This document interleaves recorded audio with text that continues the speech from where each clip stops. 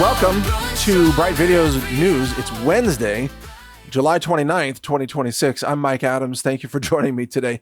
And man, I've had a busy day.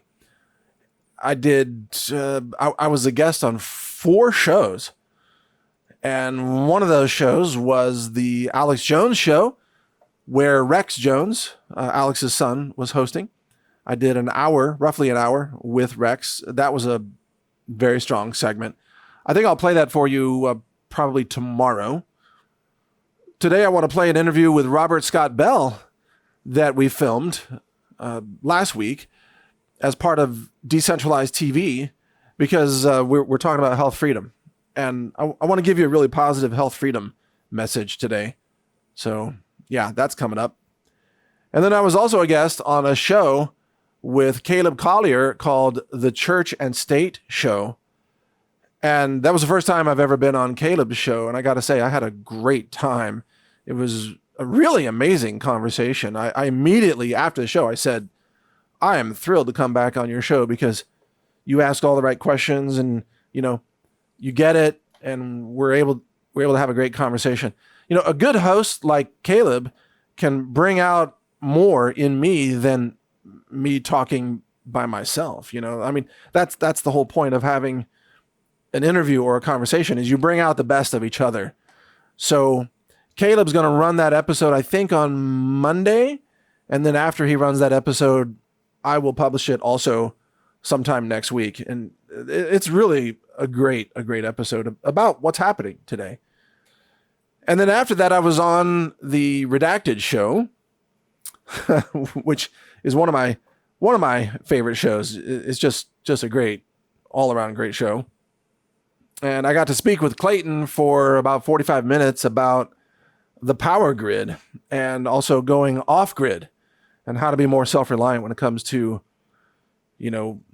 energy sovereignty, basically, is what we talked about. And we had a great conversation and very practical. So I think he's going to run that episode maybe today or tomorrow. And then I'll also bring that to you after he runs it. And then finally, I did about an hour, almost an hour and a half with Michael Ferris. Coffee and a Mic is his show, which has become another one of my favorite shows because of the great guests that he has on. And he invited myself and Michael Yan and Steve, who's a veteran who worked on the nuclear weapons previously, U.S. military veteran, who has his own show and his own channel. And I didn't quite get the name correct, so I will find out what that is, and I'll mention it when I rerun that. So I'm just waiting for Michael Ferris to run that episode. He has a YouTube channel, and I think he's on Rumble as well. It was really because we had Michael Ferris, Michael Yan, and Mike Adams. It was actually Coffee and 3 mics. So it was a triple mic day there at Coffee and a Mic, a triple mic plus 1 Steve. So it turned out to be a great combination. That conversation freaked me out a little bit. I was going at it there explaining my new game, rock, paper, scissors, oil. And then Michael Yan starts talking about nukes and nuclear war. And Steve chimes in with the nukes. It's like why it's going to go all out. It's going to escalate in hours. And I'm like, oh my God, I guess nukes beat oil. So I have to update my game to rock, paper, scissors, oil, nuke. And nuke beats them all. And then Michael Ferris said, we have to have a coffee mug with that. So I guess I have a task. I have to figure out where to have a custom coffee mug made that says rock, paper, scissors, oil, nuke. And then I got to get it. I got to send it to Michael Ferris. And I got to put it on my desk too, actually. So if anybody out there, if you're a company that makes custom mugs or something, let us know, because I'd like to order some of those. And we'll plug your company for you if you make those. And a lot of people will find that a little bit horrifying, but also slightly entertaining for some dark reasons, I would imagine. So anyway, that's a glimpse of what I've got coming up. And man, I wish I could tell you about some of these other projects I'm working on, but I have, oh my goodness, I've done I've done so much administration work with the help of AI. I had to rebuild boot partitions for workstations that were wrecked by Windows. And I actually, believe it or not, I actually had Anthropic Claude, I think I used Opus on this, walk me through some command line surgery on the boot partition, and it worked. It was wild. I was like, there's no way I would have ever figured this out myself, but I knew enough to know what to ask. And then Claude walked me through it. Then I've been using KimAK3 for some amazing research on this new project that I'm working on. And I've been recording those segments. Mind-blowing. Mind-blowing. I can't even tell you the title yet. I will soon. But I'm 4 hours into this. It's 12 chapters.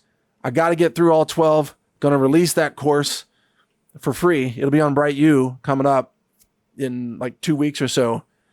Mind-blowing, game-changing information. And I've had KimAK3 help me with some of the research on that. It's been an amazing research agent.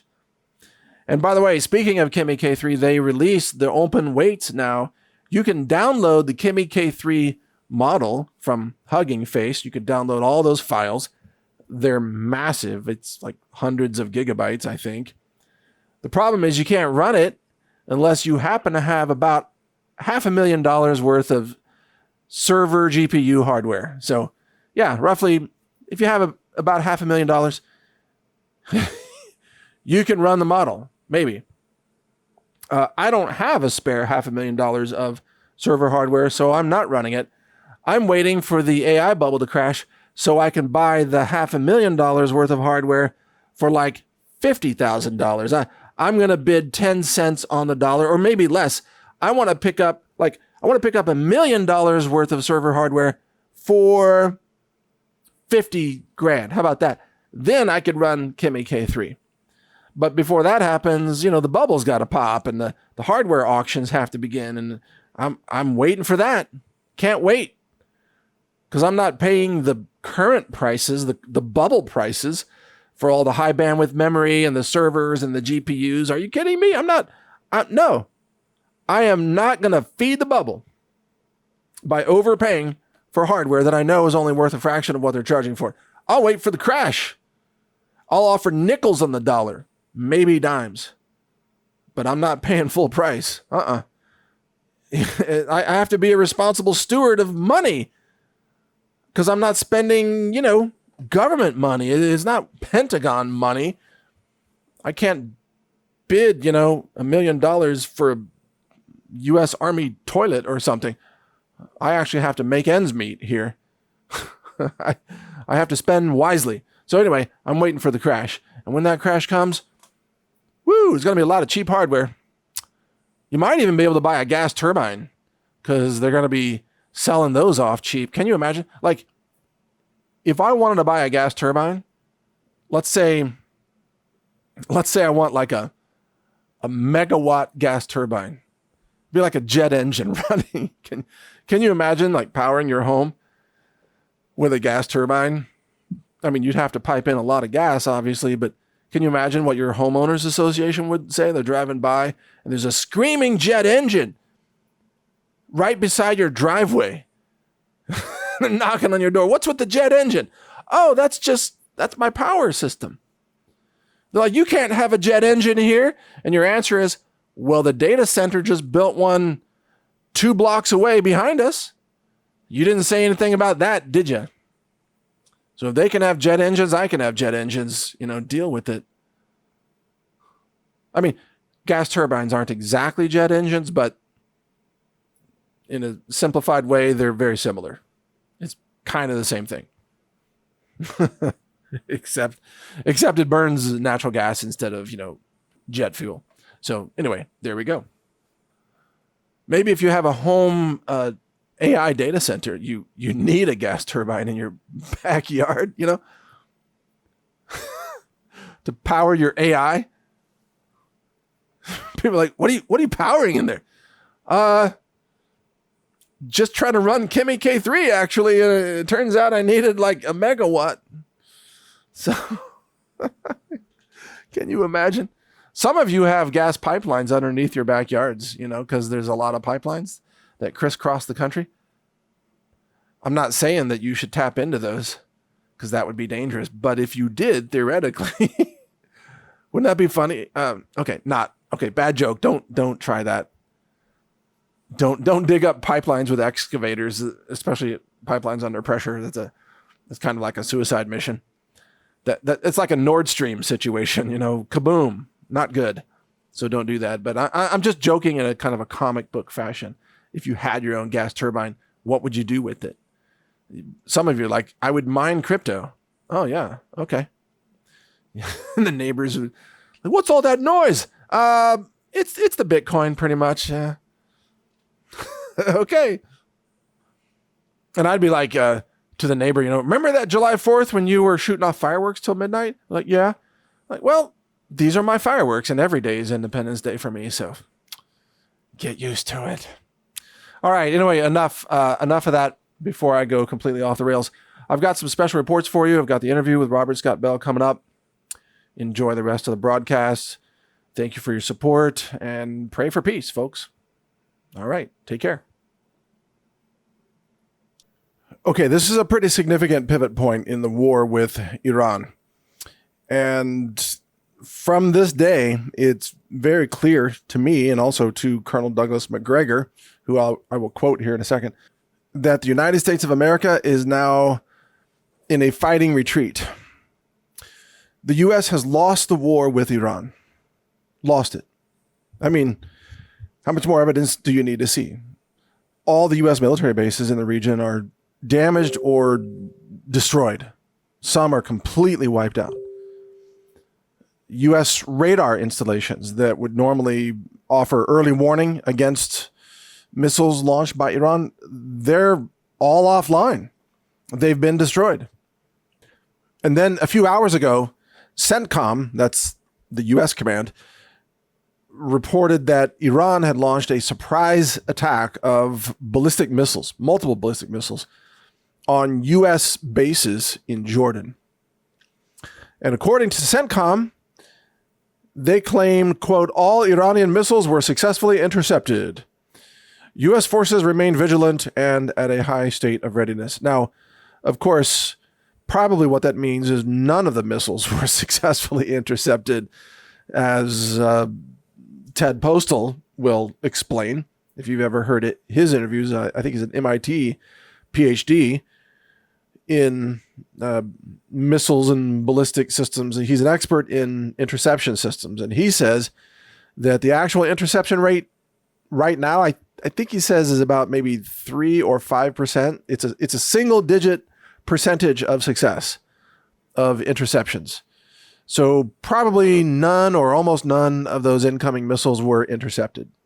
So it was a surprise attack on U.S. military bases in Jordan. Now, why did even CENTCOM describe this as a surprise attack?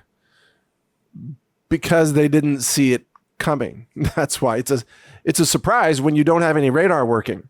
Surprise! Ballistic missiles headed your way. You have 60 seconds, that kind of thing.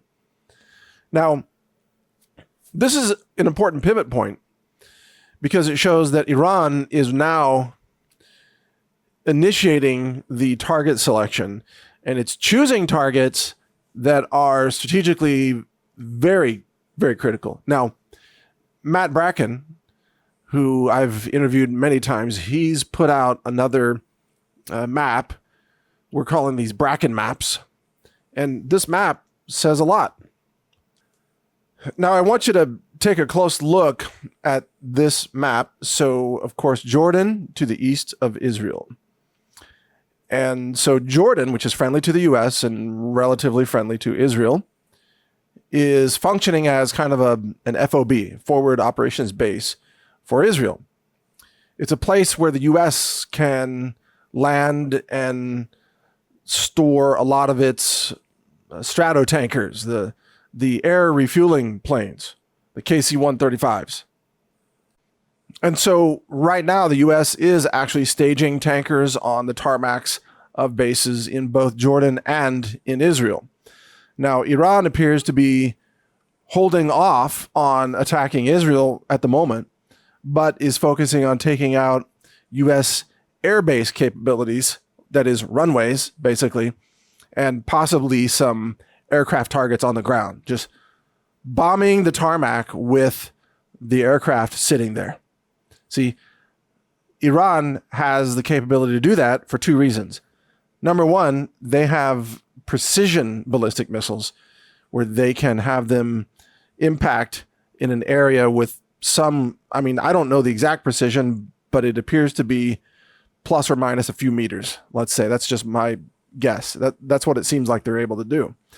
And secondly, clearly now, Iran is receiving real-time satellite imagery of what's happening at the military bases in Jordan and in Israel. This is coming from outside of Iran because we don't believe that Iran has a satellite constellation that's capable of that level of real-time imagery. But guess who does? Guess who does? Well, China does, for sure, China. And probably Russia does as well, almost certainly. So either one of those two countries could be feeding real-time satellite data to Iran. And that's what this Matt Bracken image is really speaking to. It's titled, "This is the looming battle that may determine the outcome of the war." He's showing the KC-135 Stratotankers there refueling. What is that? Is that a F-16? I guess I'm not an expert in the aircraft, but I think that's a F-16. And you see Israel, even the United States, the fighter bomber jets that carry the 1,000-pound bombs, etc., or that have air-launched cruise missiles, they don't have the range to fly all the way from Israel to Iran. Too far, right? So they need to be refueled, which means you have to have the Stratotankers. But those Stratotankers spend most of their time parked on the tarmac, where they are just sitting ducks for these ballistic missiles that Matt Bracken is showing here in the bottom right-hand corner of this graphic, the Khorramshahr 4 MRBM. Now, I don't know if I'm pronouncing that correctly. I'm taking a guess. Khorramshahr? Is that close? Anybody speak Farsi? 2,000 kilometer range. That's a lot of range. 1,500 kilogram warhead. Oh my God. I mean, huge. Or it can carry up to 80 submunitions, which happens to work out very well for carpet bombing a tarmac with a bunch of airplanes parked on it. So what Bracken is saying, and I agree with his assessment, is that all Iran has to do is wait for the U.S. to park a bunch of Stratotankers, and there's a limited supply of those. I don't know how many there are, but it's not unlimited. Wait for a bunch of Stratotankers to get parked on the tarmac and then launch the Khorramshahr, which has a flight time. I mean, I'm just going to guess. I'm going to say it has a flight time of 14 minutes. That's just a wild ass guess from me, but let's say it's 14 minutes, 2,000 kilometer range, and it's all the way to the airbase in Jordan. Can it reach that? Yes. Because even, these specifications like 2,000 kilometers, those are normally pretty conservative. And for some of these missiles, I don't know about this one in particular, but for some of these, you can just reduce the warhead mass and you can get an extra, couple hundred kilometers of range just because of the reduced mass of the whole missile. So there are a number of ways to extend missile range as well. Anyway, all it's going to take is a surprise attack from Iran to take out most of the U.S. Air Force Stratotanker capability, which ends Israel's ability to launch fighter jet bombing raids on Iran. It ends it. It's over. And the fact that this surprise attack is being claimed by CENTCOM, even though I believe there was an official from Iran who said, it wasn't us. We didn't do that. Okay, maybe they did, maybe they didn't. Maybe some other faction did. Maybe they're just denying it. Who knows? But somebody apparently launched it. And it wasn't Israel, I mean, I don't think it was Israel. It wasn't the United States. Who else could it be? Well, you might say, well, maybe it's the Houthis. Okay, maybe. If so, that's some pretty astounding capabilities for the Houthis, isn't it? Right? So it just underscores the capability of whoever launched that. And what this shows is that the U.S. is now the one reacting to the missile strikes that are being initiated by Iran. So, you know how I like to watch chess matches, which I know sounds like the most boring thing in the world, but it's not. It's really fascinating. Even though I don't even play chess, I understand I understand the basics of chess play, but I never took the time to try to become good at chess. It's just a lot of mental work, and I'm too busy vibe coding and things. But I like to watch chess matches because I love to see how other people other grandmasters are using the chessboard to their advantage. And of course, the best players always force their opponent into what's called in the military the OODA loop.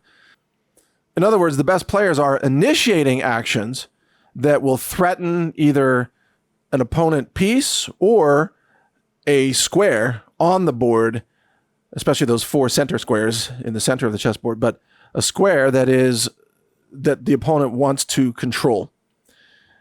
So again, the best grandmasters are always pressuring their opponent, forcing the opponent to react to them. And then the opponent has to do something like, I have to move the queen or I'll lose it, or, I have to castle here, to protect my king, or I have to do this. And that's a reaction. And if you spend your whole game in a reactionary mode, you're probably going to lose because you're not initiating. Now, America, early in this war with Iran, we had the element of surprise. We initiated everything to start with. We launched the bombs. We bombed Fordow last summer. We started the bombs. We started, all the threatening, all the kinetic stuff. We would initiate it. And then we would force Iran to react. But now that's flipped. Iran is the initiator, and the United States is forced to react. And the reaction, that being kept off guard in the OODA loop, that causes you to make mistakes. So it causes what we would call in sports, I guess, unforced errors. Unforced errors. And it looks like that's what the Pentagon is engaged in, a series of unforced errors. Like, we shouldn't have parked all our planes in one place where they just got bombed. Yeah, that's an unforced error. Or maybe coming up, we shouldn't have landed 20,000 troops on Karg Island where they all just got slaughtered. Yeah, that was probably a bad idea. I mean, it hasn't happened yet, but maybe it will. I mean, I hope not, but maybe that's what's coming. So the U.S. is now reacting and sometimes lashing out in desperation because nothing the U.S. is trying is actually working. So this means that Iran is actually in control of the chessboard, which maybe is no surprise given the history of chess in Persia. They've been playing this game for a few thousand years, so they're pretty good at it. Whereas Trump has no strategy at all. Trump just, pardon my language, he just makes shit up on Monday and then makes up different shit on Tuesday, different shit on Wednesday. I can imagine even his own military commanders must be going, what? What did he tell us to do this weekend? And then before it happens, no, don't do that. Do this other crazy thing. Can you imagine just trying to manage whatever Trump is demanding you to do? If you're like a Navy commander or an admiral or something, like, oh my God, this is insane. Whereas Iran appears to be methodical, patient, disciplined, mature. Iran has had the same demands from day one. Those demands have not wavered. And Iran is holding out for the most important leverage that it will ever have on planet Earth, which is domination and control over the Strait of Hormuz. In fact, that is more powerful than a nuclear weapon. more powerful. Although Iran may end up with both. Who knows? We'll see. But Iran's control of the Strait of Hormuz, as we are now witnessing, has more leverage over the world than even nuclear weapons. And Trump never realized this. I'm not even sure he realizes it today, or certainly the people around him have not realized this. Probably because none of them knew where anything comes from. Like, they don't know what comes out of the Persian Gulf. You know, the helium, the fertilizer, the sulfuric acid, the ammonia, the natural gas, the oil, all these things. They have no idea. They probably never knew any of that stuff. They just thought, oh, it's just oil and we have our own oil, so who cares? I mean, that's the way Trump talked in the first couple of weeks of this. It's like, we don't care. Remember, I think it was in March, they claimed, look, the whole world is coming to get oil from us. The whole world is just going to buy oil. Look at all the ships going to the Gulf of America. And we saw those maps. And they were claiming, see, the world doesn't even need the Persian Gulf. Well, that lie lasted about 2 days. And then it became apparent that actually, no, we don't export enough oil to power the whole world. And in fact, the United States has to import millions of barrels of oil per day because we don't even produce domestically all the right kind of oil that we need, especially the heavier crude, in order to refine into the heavier distillates such as diesel fuel. So that lie evaporated very quickly, but Trump just moved on to some other lie. He's just spinning lies every single day. Now, if you're playing a game of chess, and let's say you're the white player, okay? We'll just say Trump is white, even though he's orange. There should be like an orange player, and we'll say that Persia is playing black, just because those are the two common colors. Okay. What if white was losing very badly and had lost like both knights and a bishop and a rook, and the queen was threatened and half the pawns are gone and everything. But what if Trump, being white, announced to the world, we're winning. We're winning, and the black player wants to negotiate badly. They really want to negotiate because we're going to kill their king and we're going to kill their queen. We're going to bomb the entire black side of the chessboard, and they want to deal very badly, trust me. This is the way Trump talks. If a chess player did that while having a horrible position, you would look at the board and you would say that they're insane. They're absolutely insane.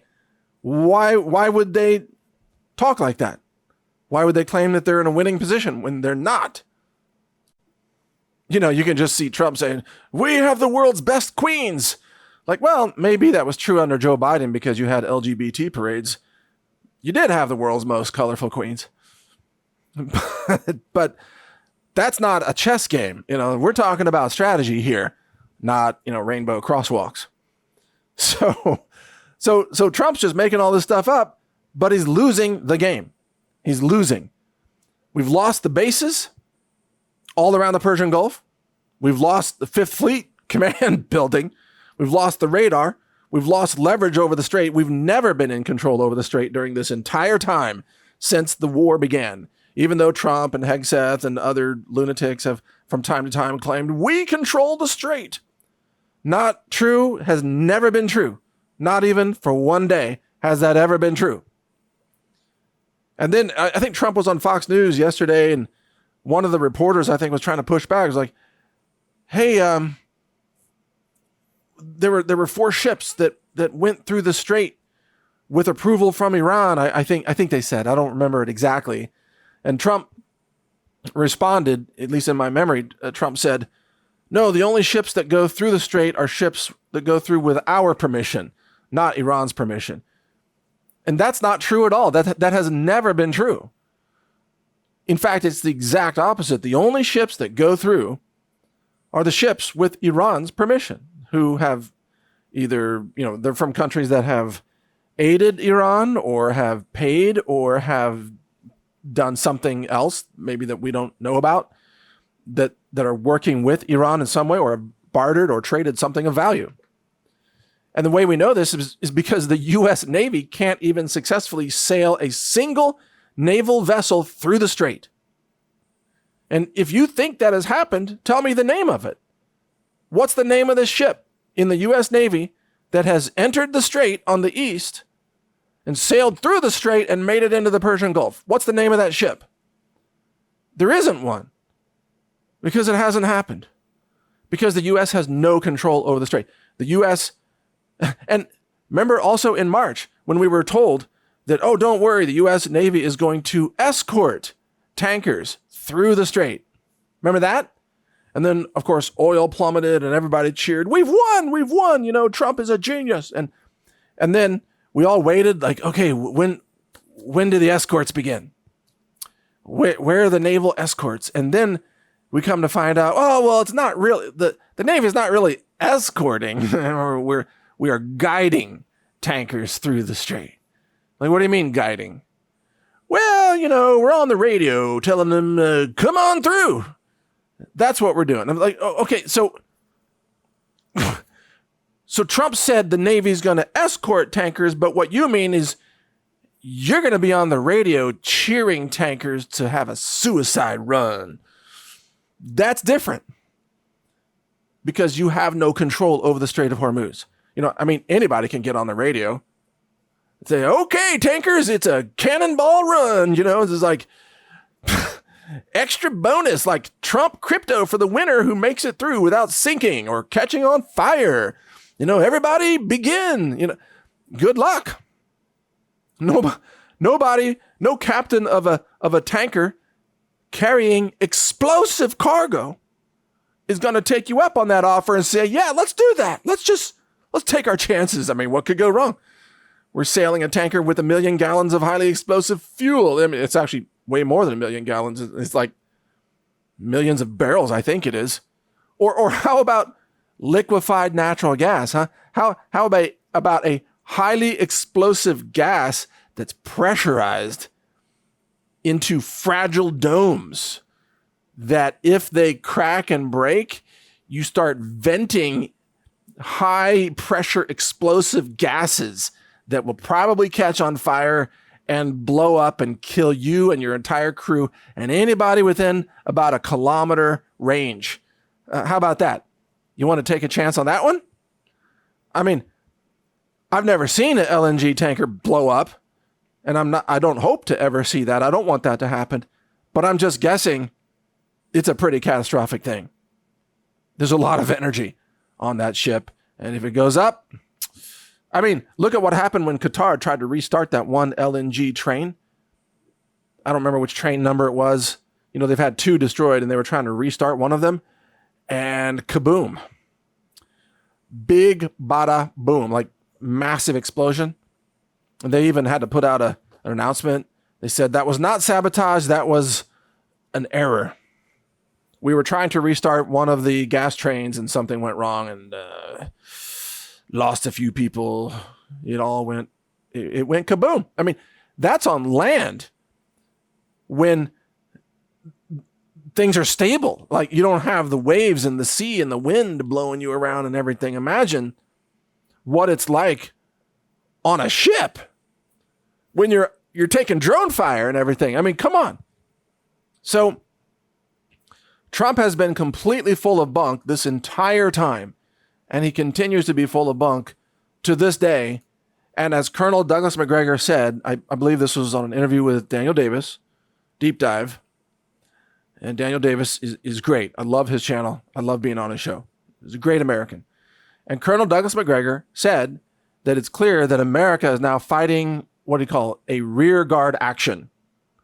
Rear guard action. Basically, it's a fighting retreat to try to conserve whatever you have left, to conserve your soldiers, conserve your ships, conserve whatever's not destroyed, and also to try to conserve your reputation, to try to preserve some standing of the military, although it's lost a lot of credibility in the eyes of the world. But America is fighting a rear guard action. It's a fighting retreat because the United States military lost the war. Trump started a war that he lost, and yet he's too egoistic to admit it.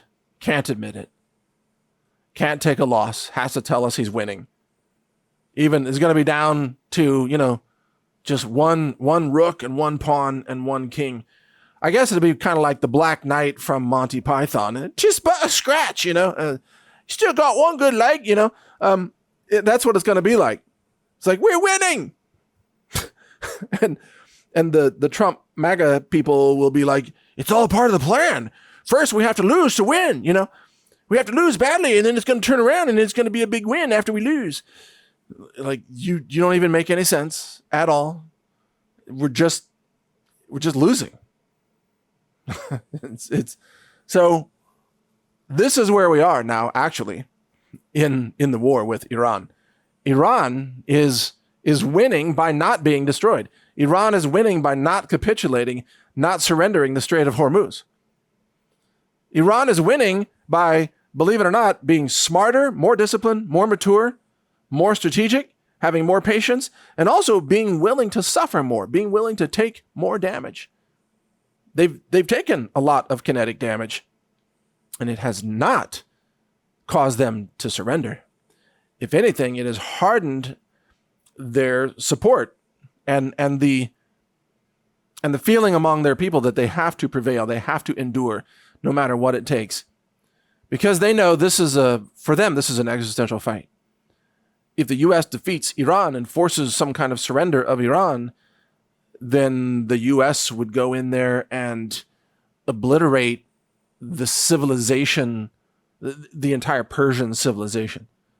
The U.S. would go in and gut the government, gut the synagogues, gut all of the temples, destroy the faith and destroy the culture, everything.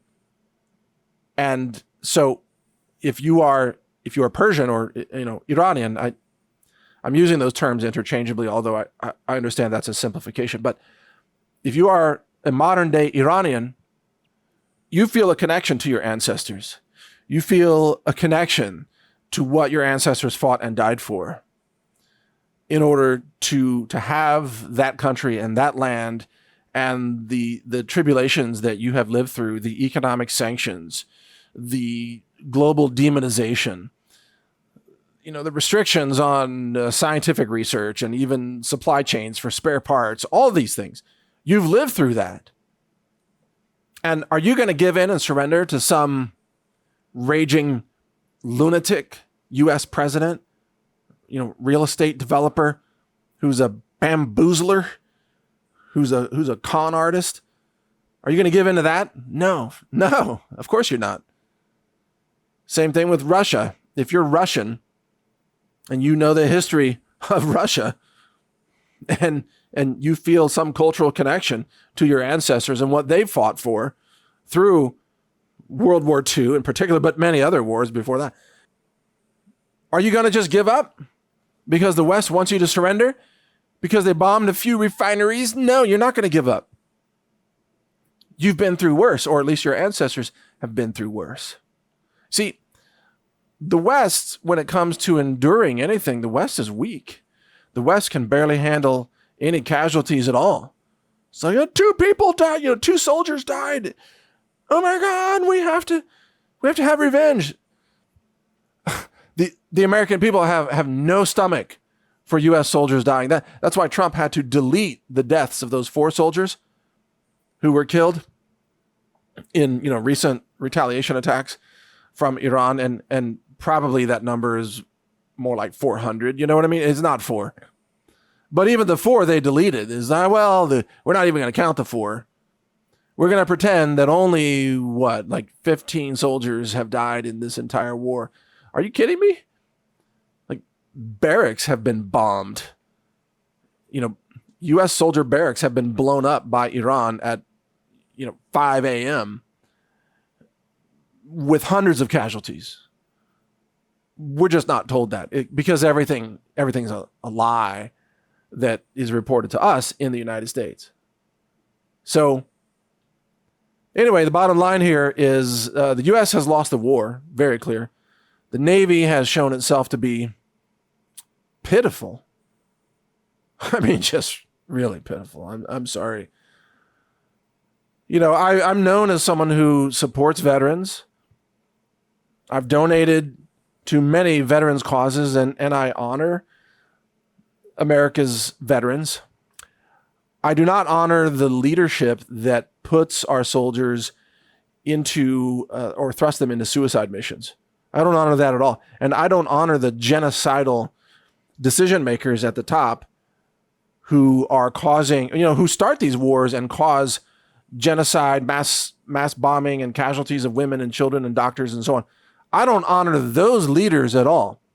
I have a lot more honor for the grunt, the the army private grunt, or the sergeant who's just doing his job and trying to protect his or her buddies. I have more dignity for those people than I do the leadership that decorate their chests with all these medals, just like vomiting medals. Actually, that looks like an LGBT parade. They've got so many colorful ribbons on their chests. It looks like they face planted onto an LGBT crosswalk while the paint was wet, And these people have never fought. They've never been in any actual combat. Nothing hand to hand, face to face, nothing. But they have all these ribbons. It's an embarrassment. It's a joke. It's pathetic. I don't have any honor for those lunatics at all. But they send our soldiers to their deaths through ill-conceived wars that I could have told you on day one we were going to lose. In fact, I think I did. And many of us did, The people I interviewed, Matt Bracken and Michael Yon and many others, we all, Colonel McGregor said the same thing very early in this. Like, this is a bad idea. What are we doing? It's crazy. So yeah, I don't honor the killers at the top of the murder machine, which is what the Pentagon has become, unfortunately. So that's where we are. You know who I honor? People like Ron Paul and Dennis Kucinich and others who call for peace. And Tucker Carlson calling for peace. Let's have peace. You want to save lives? Peace is the answer. It's very simple. You want to restore fertilizer supplies and you want to stop the famine that's coming? It's simple. Walk away from the Middle East. Turn your ships around. I'm talking to the U.S. Turn your ships around and leave. You shouldn't even be there. That's not your strait. If you want to control a waterway, come on back home and patrol the Gulf of Mexico or something. Sail around the coast of Texas. Maybe you could spot illegal border crossers or something actually useful, instead of over there harassing the whole world and cutting off the supply chain of things that people need in order to survive across the world, with food and so on. Just leave the region, for God's sake. We shouldn't be there. And let Israel fight its own wars.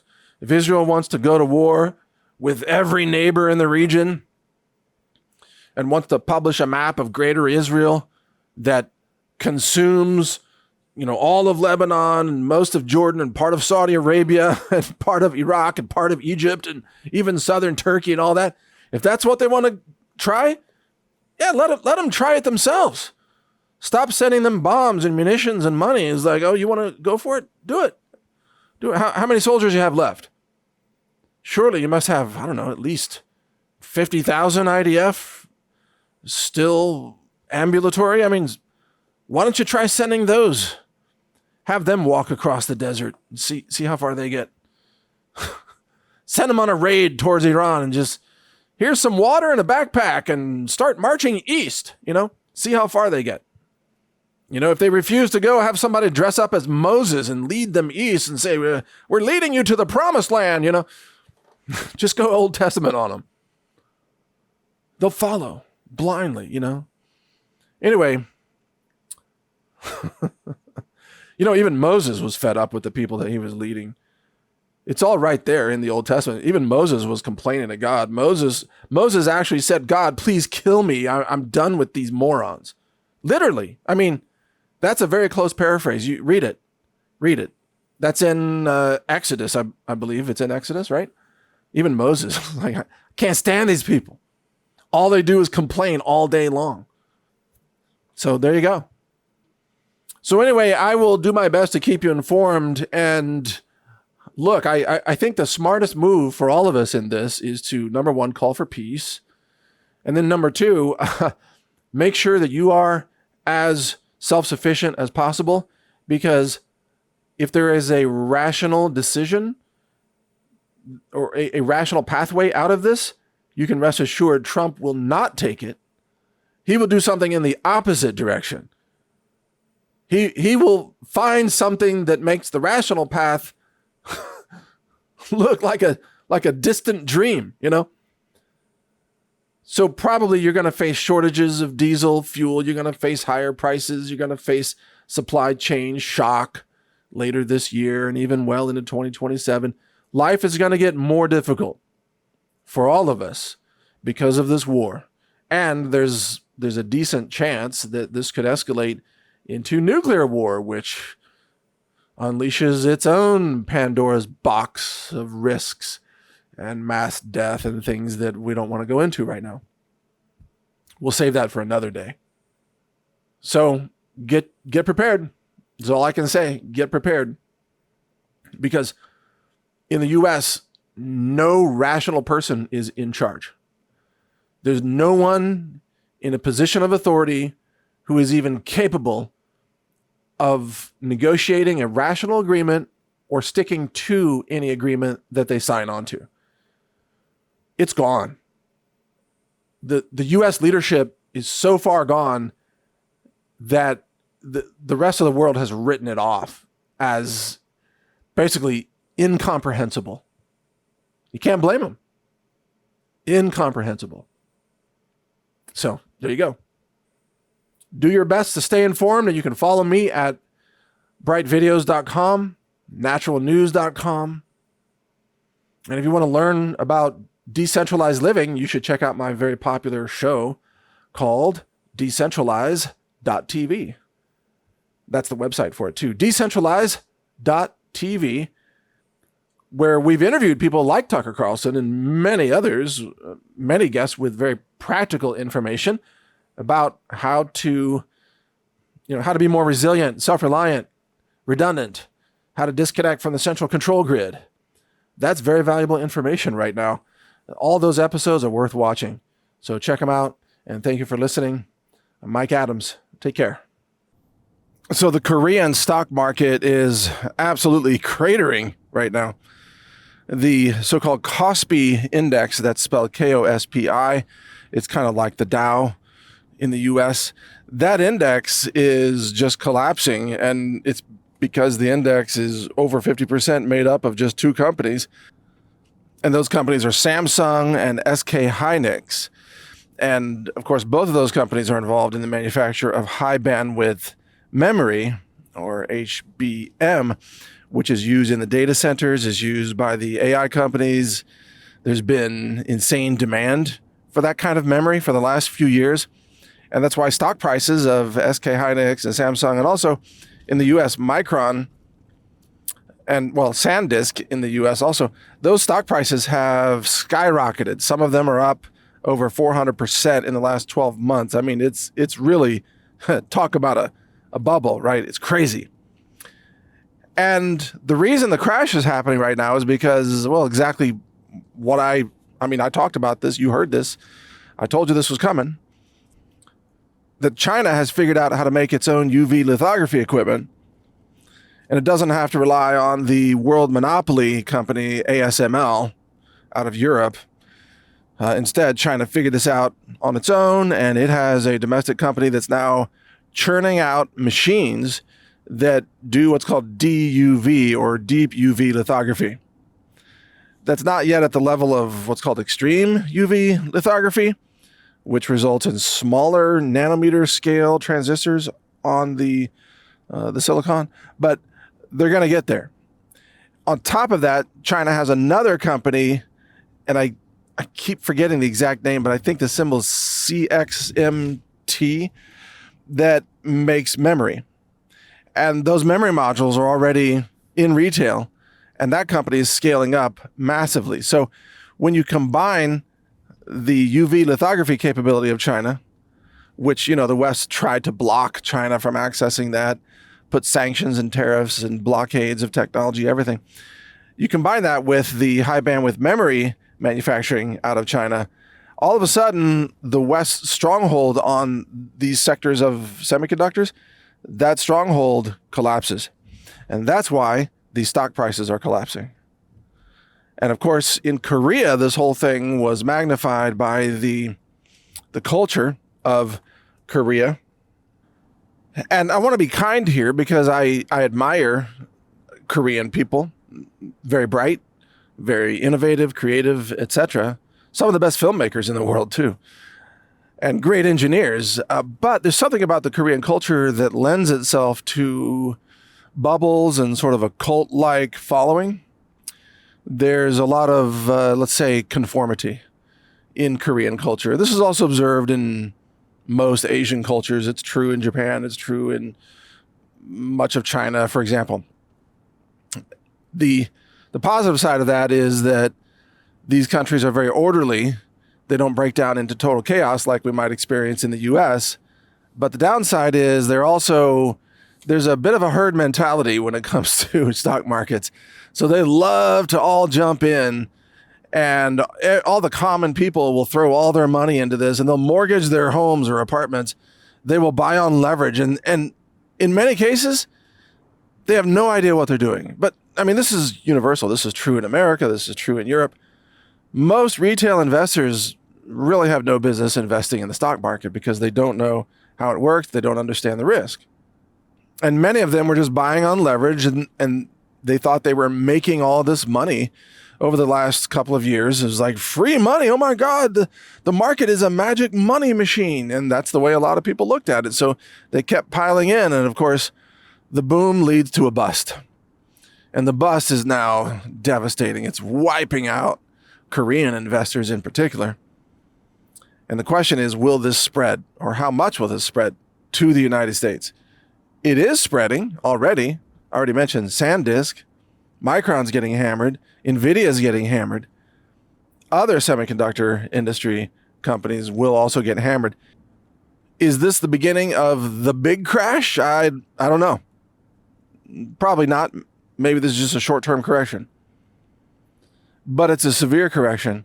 And this is one of the reasons why, as I've said here, I do not invest in the stock market, because it's all a rigged scam. And the participants are not rational.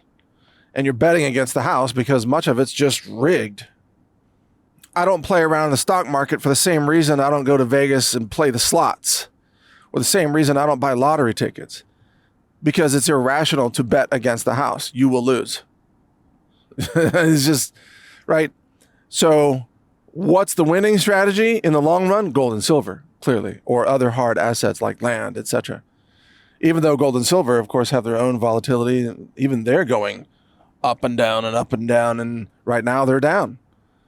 But in the long run, as long as currency continues to be printed, metals are going to continue to hold real world value.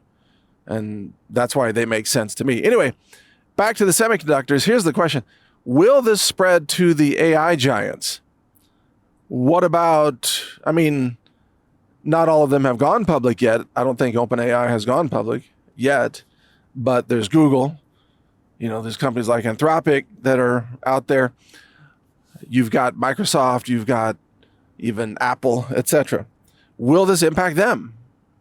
And I say yes, it will impact them, because the market is so overvalued across the board that corrections have to take place in all these areas in order to return to rationality, rational PE ratios, etc. So yeah, I think a lot of tech companies are going to take a hit. Eventually AI companies will take a hit. And my big hope is that this AI investment bubble will finally pop and the whole thing will crater. Not because I want to see investors hurt, but rather because I understand the damage to society that's caused by misallocation of capital. There's a lot of money flowing into these projects that would be better used somewhere else, actually. And also, on a personal note, I have a personal reason for this, which is that this bubble has made the AI hardware that I need unaffordable. Memory prices have gone up 400% in the last couple of years.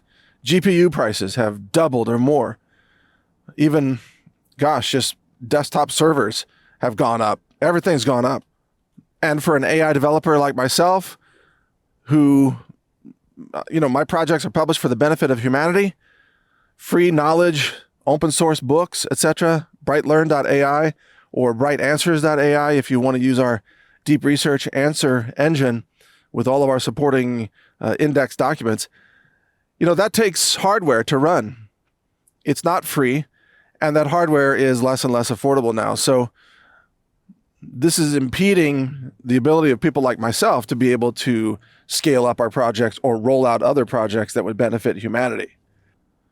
Meanwhile, there's all this waste and fraud in the stock market because of the AI bubble, or what I call the AI investment bubble, because AI technology is not in a bubble. AI infrastructure investment is in a bubble, but the technology is still growing strong, and it's just getting started, really. So you can follow my work at brightvideos.com, or you can read my articles at naturalnews.com. And thank you for listening. I'm Mike Adams. Take care.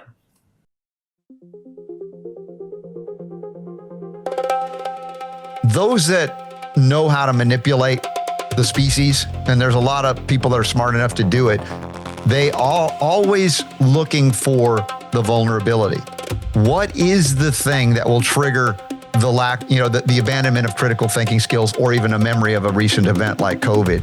And, I've talked about speculated. It's like, well, if they had 100,000 people with bleeding eyeballs, in say Ebola's here, that might be visually enough when they see that, even though it might be an artificial construct in AI too. But those are the things that I think that they're working on. So I always say, everybody must be honest about looking in themselves in the mirror and say, what am I afraid of? Because that's the thing that will be exploited.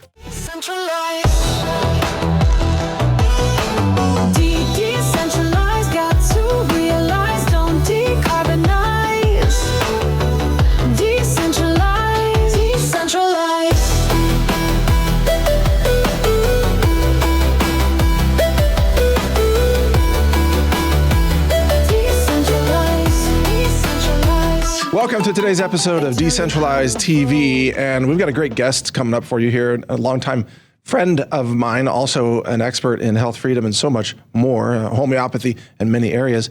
But first, let me bring in my co-host, Todd Pittner. Welcome, Todd. Great to have you on today. Mike Adams, nice seeing you. I'm feeling healthier already based upon our guest. Yeah. Our guest will have that impact on you. He will. Yeah. I'm really excited about it. I think everyone's going to enjoy this.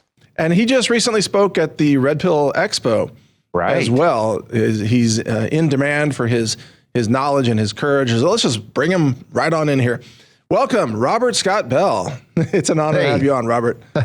You know what it is? I annoy people back to health. That's really the secret. There you go. Is that it? That's how you do it? Whatever means necessary. I don't know. I think that the idea of being healthy is one, from our journey together, Mike, was because I didn't have it when I was young. And so the motivation I have, it just doesn't end. So some people may be annoyed by it, but I don't let it bother me. Well, that's a perfectly healthy response right there. So, all right. So let's begin at the top. We've all survived COVID. We've all seen the lies of the medical establishment. We've all watched our friends die, or family members or colleagues die from lack of knowledge. But things are changing now dramatically, and in part due to people just like you, Robert. Talk to us about how the future of health freedom is actually improving, because there's so much more skepticism out there. There's more sources of information. And by the way, people like you and I, who were once called completely bonkers 15 years ago, turns out we were right the whole time, and more people are recognizing that. So what are your thoughts?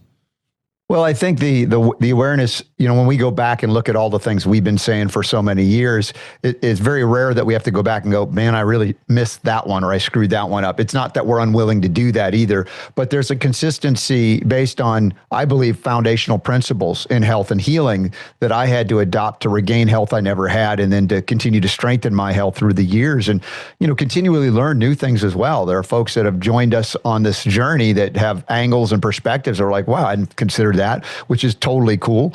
But we also have recognizing a significant percentage of Americans, even if they are aware, particularly of these concerns about the pharmaceutical industrial complex and its desire to treat every deficiency disease as a drug deficiency rather than a mineral deficiency, people are still very trapped by it. There's a story as we're airing or recording today, talking about still many people are afraid to leave a job that they hate simply because they have this thing called health insurance that won't travel with them.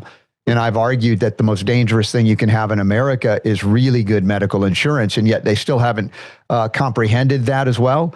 And so we have this fear of not having access to the very thing that is the third, second, or first leading cause of death, depending on how you analyze it.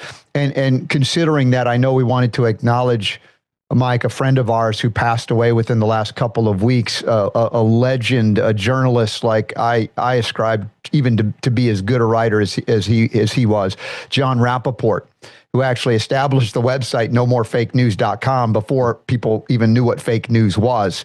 And, at the Red Pill Expo, I dedicated my talk on the terrain. It's the terrain, stupid, to John Rappaport. He would appreciate that very much. But that guy, he wrote AIDS Incorporated. He blew the whistle on a lot of things in the 20th century, having seen so much, and just paved the way for a lot of us to see through a lot of things before we might have been ready. And in a good way, though. Yeah, I'm so glad you brought that up, because I did want to acknowledge John's contributions to our world. Now, Todd, I don't think you ever got a chance to meet John Rappaport, but you never met him. But I read his work, and especially early COVID, he was like, just the light, right? Yeah. Anytime you read his articles, these ahas went off in your mind, and you're like, wow, I'm not alone. And he continued that to his very last days. He was constantly critiquing the establishment and having that mindset of critical thinking, which is exactly what we espouse here on the show. That's what actually will help save humanity and save people from the suffering caused by big pharma and their toxic injections that do not work. But let me just say for the record, John, you are dearly missed, you are loved, and we all thank you for your contributions to the human race. And along those lines, Robert, one of the most important things that he taught was the terrain theory, as you mentioned, and that is becoming so much better understood now. Even for me, it took me a long time to let go of the pillars of the germ theory. I mean, it took me years to really understand this. Now I get it, but it's such a persistent idea that there's these invisible viral spreading things that can, infect one person with the same symptoms as this other person. And yet every time they've tried a viral infection in science trials, it's failed. They can't reproduce it. So what are your thoughts on where we are now with that whole theory? Well, it's still just as you experienced in your own life, and right before our eyes, in a sense, right? You talk about these things and go, I have a change, which is great. A real good example to show people, yes, we can change. We can look at things and suddenly say, wait a second. Okay. And yet we're still struggling with the fear of germs, however you define them. Of course, traditionally, when we talk about bacteriology, there's not a whole lot of controversy in terms of the existence of bacteria, right, much less even fungal species, yeast and things like that. But yeah, we can see those. We can put them under a microscope here. We can see them. Yeah, and you can isolate them, find them. You can grow them immediately. You don't have to do crazy things to make it. There they are. And when it comes to the viral issue, we still have a lot to go and grow. And, as I cover on my show these topics, and every time I say the word virus, I explain that origin of the root word. poison, toxin, even venom, to help people understand that what we're talking about, if we use that word, is not really clearly defined as people. When we grew up and learned about medicine and vaccines, it was all about this protein envelope they described that would go in and grab DNA or RNA from your cell and spew out millions of replicant copies. Yet, where is the evidence of ever catching that in the act? And that was one of the things John Rappaport did so well so early on when we talked about this scam of HIV causing AIDS. It's like, first of all, where's the test that's a valid test for it? Doesn't exist. Doesn't exist. And then we go, when was this thing ever caught in the act of doing anything? And even as people like Peter Duesberg, Professor Duesberg, who passed away also within the last year or two, was a giant in the field of what they called virology, but he was really in so many realms, a critical thinker as well, right? Show it to me, prove it, don't just claim it. Then he became a pariah to that establishment because he kind of threw a wrench in their plans to fully just take over the world with this idea of a retrovirus going to kill us all. So we're still struggling with getting out and beyond it. I think the word virus, it doesn't need to be eliminated, but we need to define our terms just like anything. So when I talk about with my buddy, Dr. Lee Merritt, who Dr. Lee Merritt, when we talk about fragments of genetic material, that's real. Is it the same thing as they called this envelope doing all this crazy stuff that they could never find it doing? No, it's not the same thing. But we do know that RNA can program DNA to alter protein conformation. So it's like to throw everything out just because viruses aren't what we thought they were or what we were told and programmed to believe they are. There's still validity to talk about, genetic sequencing and all the engineering that's going on and gain of fun, all of that. But how do we put it in proper context? That's not an easy discussion to have because, as you know, people go off into their corners. No virus. Yes, virus. It's like, I don't like to get into that because what's the point? We're just going to yell at each other and then go away mad. And I've seen some people take it so far. And Todd, I'll bow out here in a second so you can start on your list of questions. But I've seen people say, well, there's no virus, and then there's no DNA, and there's no nutrition, and there's no nutrients. And I'm like, well, wait a second. we need to have some discernment here. But then on the other hand, if you look at what's required to take a sample and to grow a virus in some kind of medium, and you look at the recipe, it's like take, cow blood and eye of newt and, witch's brew. And it's like a Shakespearean, double bubble, boil and bubble and like stir it up and viruses emerge. I'm like, wait a second, that's not scientific. What you guys are doing with all the monkey pus and everything. Come on, people's snot, it's like you haven't isolated anything.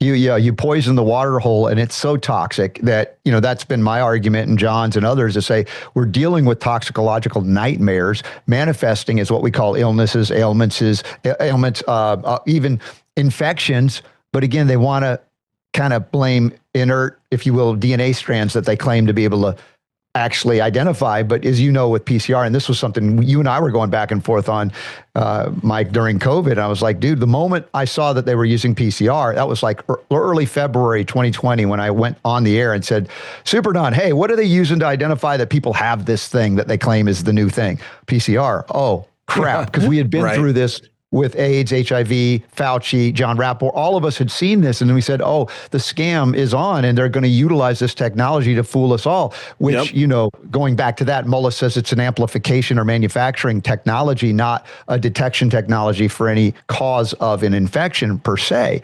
Now, maybe advancements and other things that are happening with it, but it's still not accurate in terms of that's it. We found it. Sorry, not going to go there. That's where we all fell down on the job, or many of us in a sense. And I tried to push forward to say we cannot fall for this again because I had been covering this for decades with people like, again, John Rappaport, so we could see through it and hopefully never again this will happen to us. All right, Todd, you're up. Well, I think what would be helpful, and I'll say it, guys, I'm not afraid to say it out loud. You can't catch a virus. Or maybe we should re-articulate it. You can't catch a boogie virus, and that is what they tried to brainwash everybody in 2020. And I would love for you to help our viewers understand the difference Robert, between the germ theory and terrain theory, because I think that's mission critical to actually understanding why you can't catch a virus, and would like you to be able to talk about what then happens in our bodies when we are sick, or if you believe in the terrain theory, when we're detoxing. But before I do, society appears eager to move on from the COVID era without conducting anything resembling a complete audit. And they keep telling us to trust the experts. And I, for one, just would settle on just letting us cross-examine one occasionally. Can a country heal from a collective trauma that its institutions refuse to honestly acknowledge, Robert? Well, I think it's a festering wound. It's like if you do the postmortem, you find that the patient isn't dead. It's kind of it's a zombie, right? Trying to continue to live without life itself, without a life force. But through fear, it can do that. You know, that's how all of these things are conjured into existence, by our capturing our fear, our imagination, corrected or corrupted, if you will, into a direction. And it gives life to this artifice. So in that context, no, I think we are still vulnerable. As I said, when you have a significant portion of the population afraid to move a job that they hate, that's killing them, simply because they're afraid of losing health or medical insurance, it says that we haven't fully matured yet to this concept of germ theory, or law of the terrain, as I call it. And if I was to, boil it down to the basics, it's like the terrain or the milieu or the environment that determines what grows there, right? Health or disease. What is disease? Now, they want to point to an infection. Even Koch's postulates, Koch, that guy, Robert Koch said, here's the way you got to determine that this is the cause of the infection. I would argue that even if you do that, it isn't the cause, but it's the result of something that preceded it. Again, a vulnerability. Now, it is possible that if you dive into a vat of sewage and swallow a bunch of it, you're overwhelming your system. And then you could say, hey, well, see, that's the germ theory. I'm like, no, that's the terrain overwhelming your terrain, a really sick terrain that's not optimal for you. And there's a limit to our ability to do so based on our ability to detoxify, cleanse, clean. The garbage man has to take the garbage out in order to have that optimal functioning. I could go into things like immune dysregulation, but I think that's secondary to just the malfunction or dysfunction of various cellular metabolic pathways, right, of functionality when we are replete with the vitamins, the minerals, the trace minerals, the fats, all the things that are essential for life to function in a physical sense. Even though I think what precedes that physical sense is truly energy, right? If we talk about the perception even of reality, conforming reality, the perception is an energetic experience. It's a perception of what you see visually, which are, waveforms, or, what you hear or sound, all of these things are energy, then kind of interpreted into a physical reality.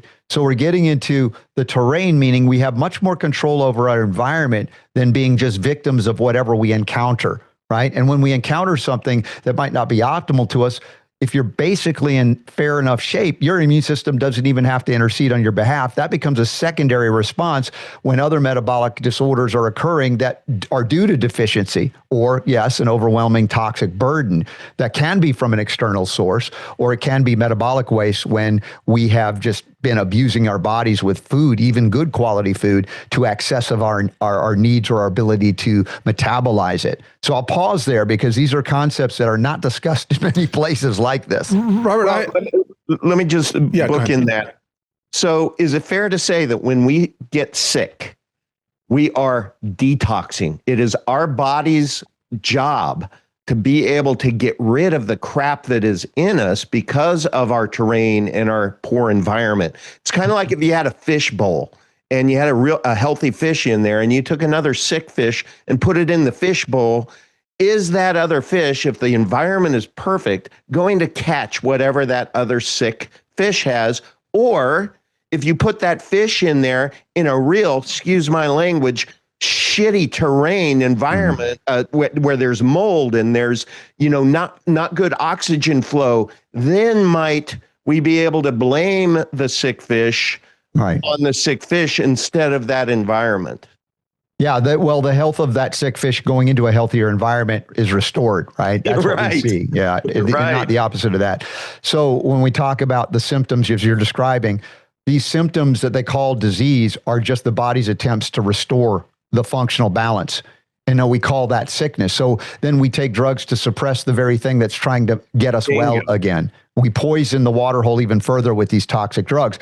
An example of this last week after the Red Pill Expo, I had gone through an emotional, I would say upheaval, but it was pretty intense emotionally the week John died on the way into the Red Pill Expo. Plus, we had a dear family, Pat, a cat that the kids loved for 8 years. We adopted, died as well right before us. And, even if those things are beautiful spiritual events too, they're still heart-wrenching to the emotional body.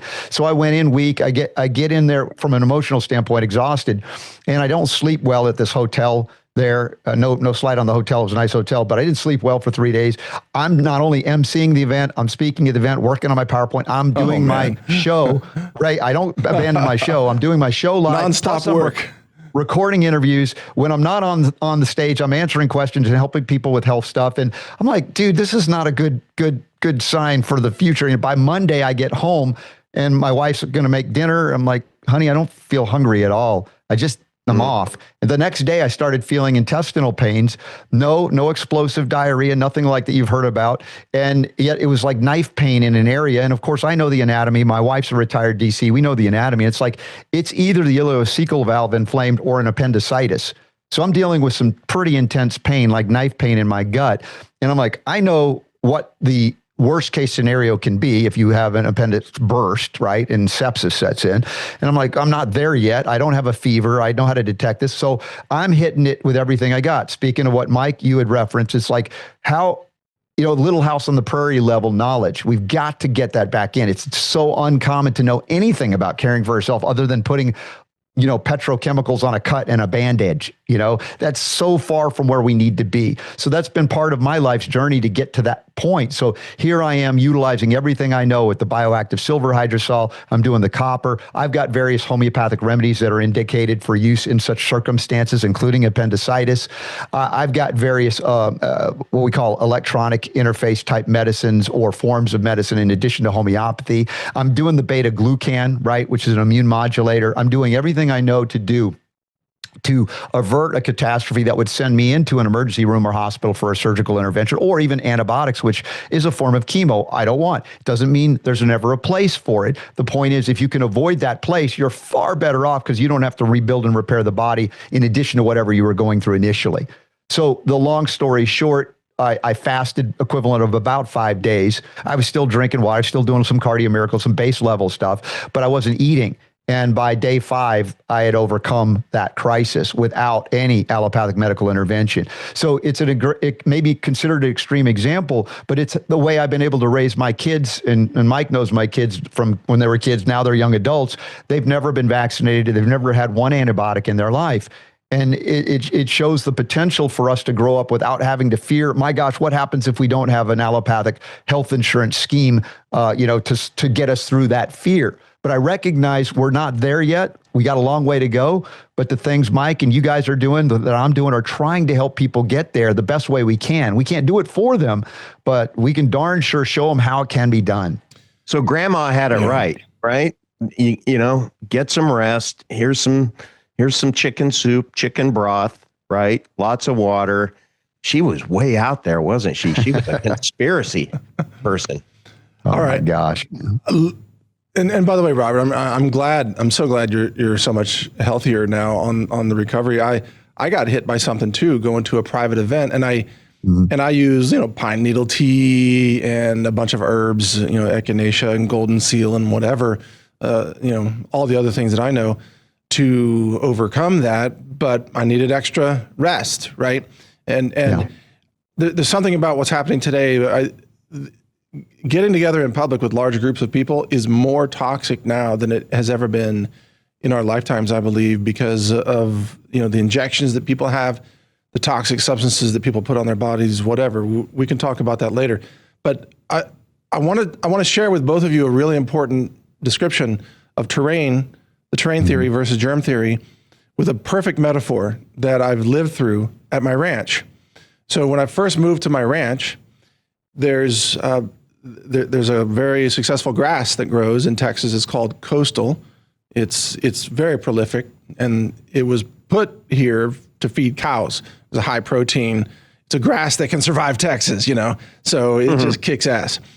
And then, but when I first moved in areas, I saw thistles growing.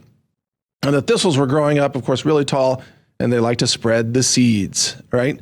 So because in that time I was living in kind of the germ theory of reality, I would try to cut down the thistles, and somebody else would maybe use poison, use herbicides, poison the thistle. If the seeds spread, it's gonna pollute everything. It's gonna take over and grow everywhere. Like that's the thinking. That's the germ theory thinking. Fast forward to today, what I know now is far more mature. It's all about the terrain. The thistle only grows where there's bare dirt. The thistle grows on bare dirt because it spreads its leaves rapidly, protects the dirt from the harsh Texas sun. It heals the dirt so that the microbiology can recover. The grass will move in and the thistle will be gone in 1 year. There are thistle seeds everywhere. They don't grow everywhere. They only grow where there's bare dirt, and they heal the dirt. So the thistle has a purpose. It's not a germ. It's a healing mechanism to heal the terrain so the terrain can be restored. And I don't ever have to hack down a thistle, and I don't use any herbicide. So Robert, your comments, isn't that the perfect metaphor? Yeah. Oh, it is. And the irony, of course, is many of the thistle varieties are actually medicine for our liver. Right. Exactly. And it's not just milk thistle. There are blessed thistle, holy thistle. There are a lot of different thistles that have that benefit for us. And it's more like protecting us when, there are barren spots in our, biology, if you will, in a sense like that, to restore the function. Right. And so we can use it as an herb, of course, but we can also use it homeopathically. So all of these things that we consider to be weeds are actually medicine. And I keep saying this about, the lawns. When we talk about the terrain, everybody's spraying for dandelions, and they're using things that cause cancer to kill something that would cure their cancer. I know. Yeah. It's like, eat the dandelions, people, the leaves, the flowers, the roots. Come on. But go ahead, Robert. I didn't mean to interrupt you. I know you have more to say on this, but we, as a society, we run around poisoning the medicine that could save us. And we think we have to expend all this effort to have manicured lawns. Yeah. Like Todd, you live in a HOA community, right? And everybody goes to all this effort to poison everything, to keep their lawn so they don't get a ticket or a fine from the neighborhood Nazi HOA leader. And what I do is I just let it grow, and it looks great. Yeah, I suggest that. And in fact, if you're in an HOA, write a letter to the HOA and say, listen, I'm perfectly willing to spray all of my lawn for these things to make it pretty, but I think you need to carry liability should any of my pets or my kids or I develop a form of cancer that is known to be linked to the use of those things.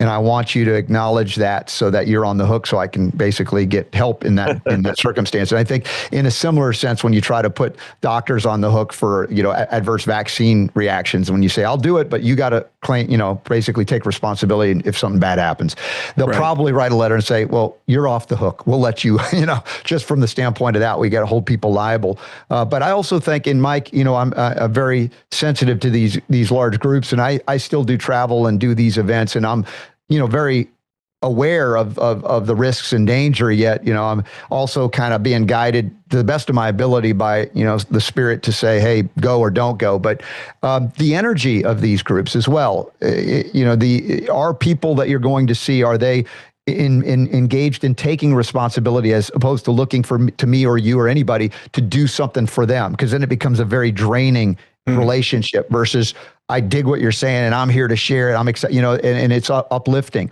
And I think that's the energetics of any group, right? Even though we could say there are risks associated with, would somebody try to harm you? Would somebody try to poison you? There are always those concerns as well. But I also don't want to operate in fear like they tried to do during COVID, to try to get us all to be so afraid of each other that we wouldn't go anywhere where there were other people. That to me is the extreme and the opposite that would destroy part of our strength in the terrain is also exchanging what's known as a microbiome by breathing in the presence of other people. And that's not something to fear like we've been taught, but something to embrace because it strengthens us. It's how our immune system, in fact, learns about the world around itself. And so we are stronger, not weaker for that. But we have to be also responsible about the groups we engage in. So if there are a lot of these crazy leftist protest groups that all operate in yelling and screaming and fear mongering. If you've ever been around that energy, it's like, wow, I feel bad from them at the same time. It's like, I don't want to engage or go into that environment just because the energy is such that how much can I withstand of that? That's my terrain now being impacted. Right. And I'm even more referring to the transportation to get to the event. So you have to sit in an aluminum tube known as an airplane, where the air from other people's toxic shedding and fragrance products and all the garbage they put on is recirculated for hours. You're just breathing that in for hours. Like you're going to take some hit from, there's going to be a level of assault that you have to recover from. You got to go in knowing that. And then strategically, you can actually do some things, obviously, to strengthen your resilience in those environments. Like not go. Yeah, of course. It's not optimal. And we each have to make decisions about, what we're willing to put at risk in a sense. But I try to be as conscious as I can to either find another way to get there if I can control my conveyance. Otherwise, I know and I have strategically utilize things that can keep me strong despite it. This particular event, though, I was kind of very vulnerable because of the emotions that happened prior. Yes. So I'm not surprised by it, but I'm also, I've subjected myself, I think, consciously or semi-consciously to say, I've got to have these experiences so I can teach others about them, to show that you can go right to the edge of an acute appendicitis and still not have to resort to allopathic intervention.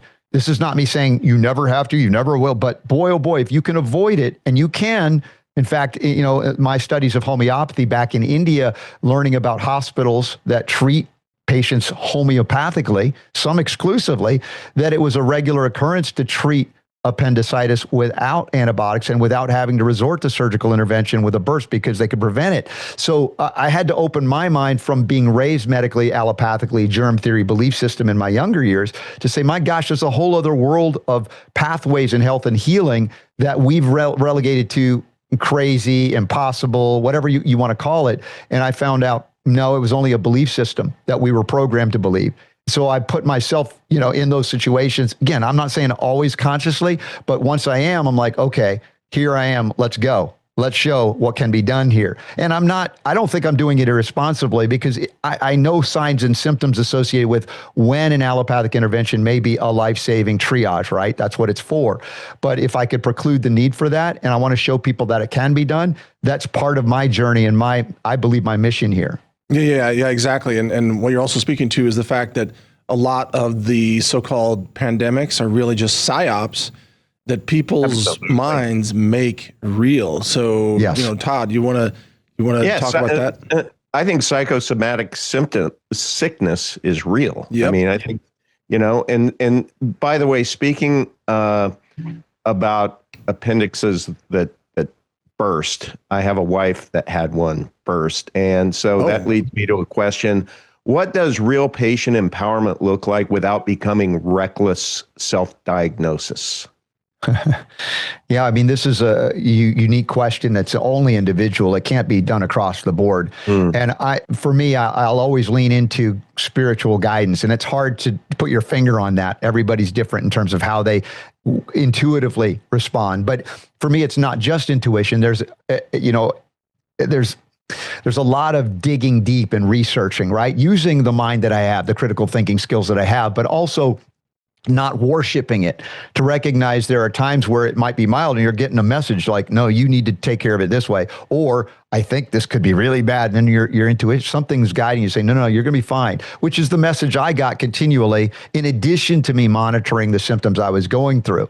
So it is partly a process that is mental too, that you take the time to invest and investigate so that you have some semblance of accessibility to something that would make sense critically, but also to go beyond that, to have this ability to lean into something that is sort of undefinable and you can't grasp it with science, right?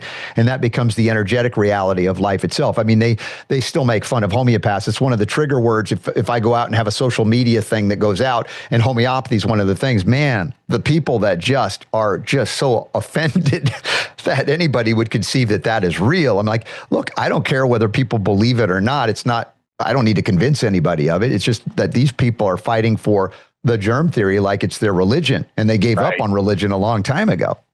What do you think the healthcare system would look like if physicians were rewarded for reducing medication dependence rather than volume of treatment.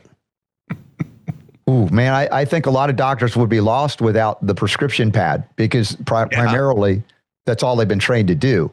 So now what? Like what is granted them that exalted status? It's their license and prescription pad. Without that, they are not what we call allopathic doctors. And that's good. We have many of our friends that we've had over the years, some have passed from this place, that outgrew the training and began to see what we see in more holistic terms.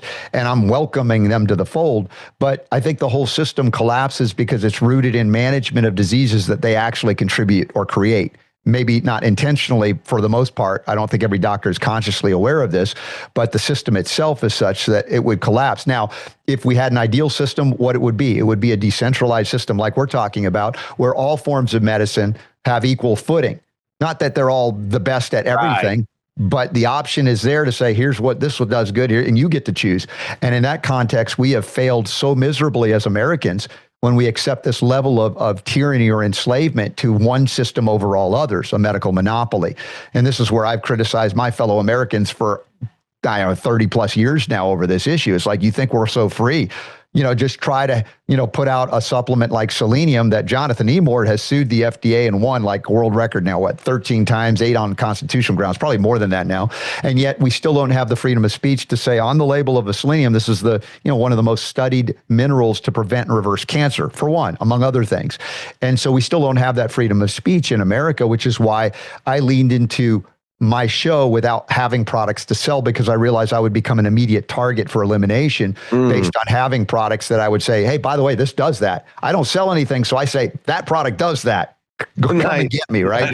So, you sacrifice the economics for, I think, a bigger goal for me anyway. I'm grateful that I can still speak out and still have a show for the support that we've gotten. But again, the journey to that level of freedom means we have to at least abandon a significant degree of fear that still exists in our population. Well, I love the fact that you preach prevention. And we all three of us know that prevention is difficult to monetize because healthy people, they notoriously make unreliable repeat customers. Do you agree? Yeah. It's like, how do you sell people on something they're not sick, right? Right. And yet, of course, I think there are people that recognize the role of dietary supplements because of the food supply is so devoid of some of these things. So there's absolutely a place for them too. And obviously you can earn a living selling products for true prevention, but you're right. It's not as profitable as treating a disease that you have no control over any costs, and you have to go through third-party interveners like insurance schemes to be able to enrich that monopoly at the cost of your health and the kids and everybody else that's coming on behind it. So we really need to unplug from it, but it takes a bit of courage, takes a bit of that leap into the abyss, but we're here. There are a lot more people here talking about it. Whether everybody's right on everything, I don't claim to be right on everything, but I always say, put it to the test. I don't want you to just follow me because I say it. We have a good reputation. Mike's been at it for years. At the same time, we're not looking to just follow us blindly. So in that regard, use our lives as an example. How are we living? How is our health? And when we're not healthy, I'm the first to say, hey, I'm going through this and I can explain to you why. Whether you believe me or not, I want you to know because it's a teachable experience, an opportunity that, rather than pretending I'm invincible like some of these biohackers, that's a whole other disaster. Oh, man. Okay. I want to ask you about that. But a bigger question here is, and let me just preface this by saying, I believe that the current structure of human civilization is going to be reset. We are headed for a global collapse. Some of that is from food, famine. Some of it's the energy lockdown stemming from the war in the Middle East. But there's more than that. There's a cognitive collapse. There's a spiritual collapse. There's also a health collapse in all Western nations that are living on processed junk foods that are nutrient depleted and then trying to mask their symptoms with pharmaceuticals. That is not sustainable. It will end. When it ends, and I don't know how that looks, or when exactly, but I would imagine that it ends at the same time that the fake currency ends and the fake political representation ends. Like the systems, there's an asymmetrical collapse that's much faster than how long it took to build all of that, right? I think that's called the Seneca effect. But when that collapse happens, Robert, I think people like you and what you have taught over all these decades will be valued, far more than it is today, because people will be desperately looking for a system that works. How do we move forward as a civilization? Because, they're not going to kill everybody. There will be survivors, and the survivors won't be tied to the old system because the old system died. They're going to be looking for a new paradigms of understanding, new ways of being healthy. So my question to you is, what do you think will be the core principles of the next system of natural medicine and healing if the old system actually does collapse? Great question. Well, I think it's leaning into resilience. It's actually, challenging our bodies as opposed to, running for comfort all of the time. I was joking last week with Super Don, my producer, about how, in these heat waves, I'm like testing myself to be able to tolerate hotter and hotter nights and still be able to sleep. Right. And he's like, no, just turn on the AC. I'm like, yeah, I get that. But I want to see, where am I at? Like we test ourselves, not when we have to, but before we need to, so that we know that when it happens, we're okay. Kind of like, the jokes about the Amish. What happens when the electricity goes off? Nothing. Right. Like the day goes on. And yet we are so far removed from that because we have the luxury at this point to lean into the ease that most people have known their whole life. It's just like those people that are screaming and crying for socialism. It's like you have the luxury to do that because there's some semblance of free market capitalism, even though we know we're far from that, pure free market capitalism as well. So for me, it's about leaning in, like the money issue, right? When I introduced you to the gold backs, I said, here's an innovative way that we can start exchanging right now. Instead of hoarding gold for us when everything collapses, how do we salvage our local economies and our community that we might actually care about? Right. Because if we're just hoarding it and then not doing it, and one day, oh, look, the Federal Reserve note doesn't buy anything. Now let's start using it. People are like, what? I don't even know what's going on here. So start doing it now. So that's what I mean by leaning into resilience. Do it while you don't have to, because when you do, it's too late to kind of go, oh man, the pain that will be and the death that will be unnecessarily happening because we are unwilling to get out of our comfort zone at this point because we don't have to. Todd, was just asking me the other day, how, and this is about the pine trees, Todd. So I intentionally grow loblolly pine trees so that I can harvest the needles and make the tea. This is what really helped me come out of the last assault I had. And then Todd sent me a picture. Is like, this, I never noticed it, but like this pine tree is in my yard. Is this a suitable pine tree with shikimic acid? You want to tell the story, Todd? Yeah, I was back there, and I have in my back property where I feed the raccoons and the deer and the bobcats now, Mike. I saw that. Yeah. And, I was looking, and, somehow like when you just are somewhere, like if you live on the beach, you stop noticing the beauty of the ocean. If you live in Denver, Colorado, you stop seeing the beauty of the mountains and stuff. And I'm looking back there and I see all my beautiful trees and everything, but I never zeroed in. And then it just hit me when I was out there because Mike had talked about curing his sickness from his pine needle trees. Mm-hmm. And I'm looking and I'm like, holy shit, I've got like lots of them back here. I never noticed them before. So I took a video and sent it to Mike and he said, well, let's use AI and make sure it's, it's the right ones. And we did. And ultimately, winner, chicken dinner, man. I have the just right pine trees to be able to do the same thing. So now I'm wiser, I'm smarter, and I'm going to be healthier in the future because I know that I have medicine in my backyard that I can boil. And what's beautiful about that story, Todd, is that they were there the whole time. So think about this, Robert. Yeah. How much natural medicine it's there. It's been there the whole time, but the population never noticed it because they were brainwashed. Mm-hmm. They were negatively hallucinating, deleting out of their consciousness the stuff that could have saved them. Well, the problem is my forest in the back, it didn't have a neon sign that said CVS. And so I've just never been motivated to go in there. Exactly. Right. But it's about looking and seeing, like opening your eyes for the first time, right? Like I did with the thistle weeds. At first, I thought they were the enemy. Now I realize they're my friends. It's just a difference in looking. Yeah. Yeah. And then you take that extra step of actually cultivating, planting, growing. right? We started this year for the first time growing tobacco. As we learned, I always knew once I got into homeopathic medicine, tobacco was a medicinal plant. But of course, the way that R.J. Reynolds took it and ripped it apart and added all kinds of garbage, it was no longer, it became a poison, obviously. So the idea of all of those things that have been vilified in the natural world, made artificial, we can also embrace as profound tools of medicine. Again, to get back to the concept of, for our generation, Little House on the Prairie, the thought form. You didn't have a doc in the box at every corner of hospital. You had to, in order to survive the natural world, you had to align with it. You had to learn from it and utilize that which it gave you. I think also with homeopathic medicine, at the Healing for the Ages event a couple of years ago with artists and them, I showed everybody how they can make a homeopathic medicine out of anything, dandelion or their own urine for that matter. Those are the kind of things that will empower us to navigate when you can't go to that drugstore for the thing you're used to just grabbing unconsciously. That's really a toxic poison that suppresses the thing that Todd has said exactly is not the disease. It's the body trying to reset the balance, and yet we're destroying that. Yeah, well said.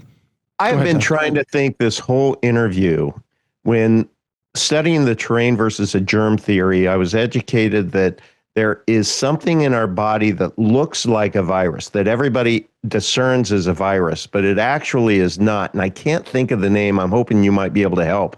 But it's like the body's little garbage man, that when, you start needing to detox because you put so much crap in your body, this thing that looks like a virus that they discern and say, see, there's a virus. I can't freaking... Are you thinking the phagocytes or the exosomes? What do you... Exosomes. Thank you.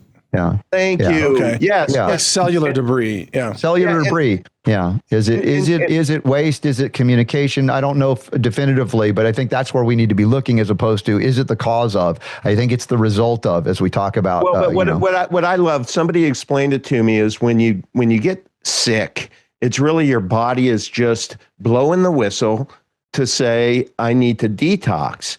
And when your each cell is so smart and it says, man, my room is dirty, I need to blow the whistle and have a garbage man come take out the trash. And that's when those exosomes go in there and they fill their bags with trash, and then they go into your system and they blow their own whistle and say, we got it, we're full, get us out of here.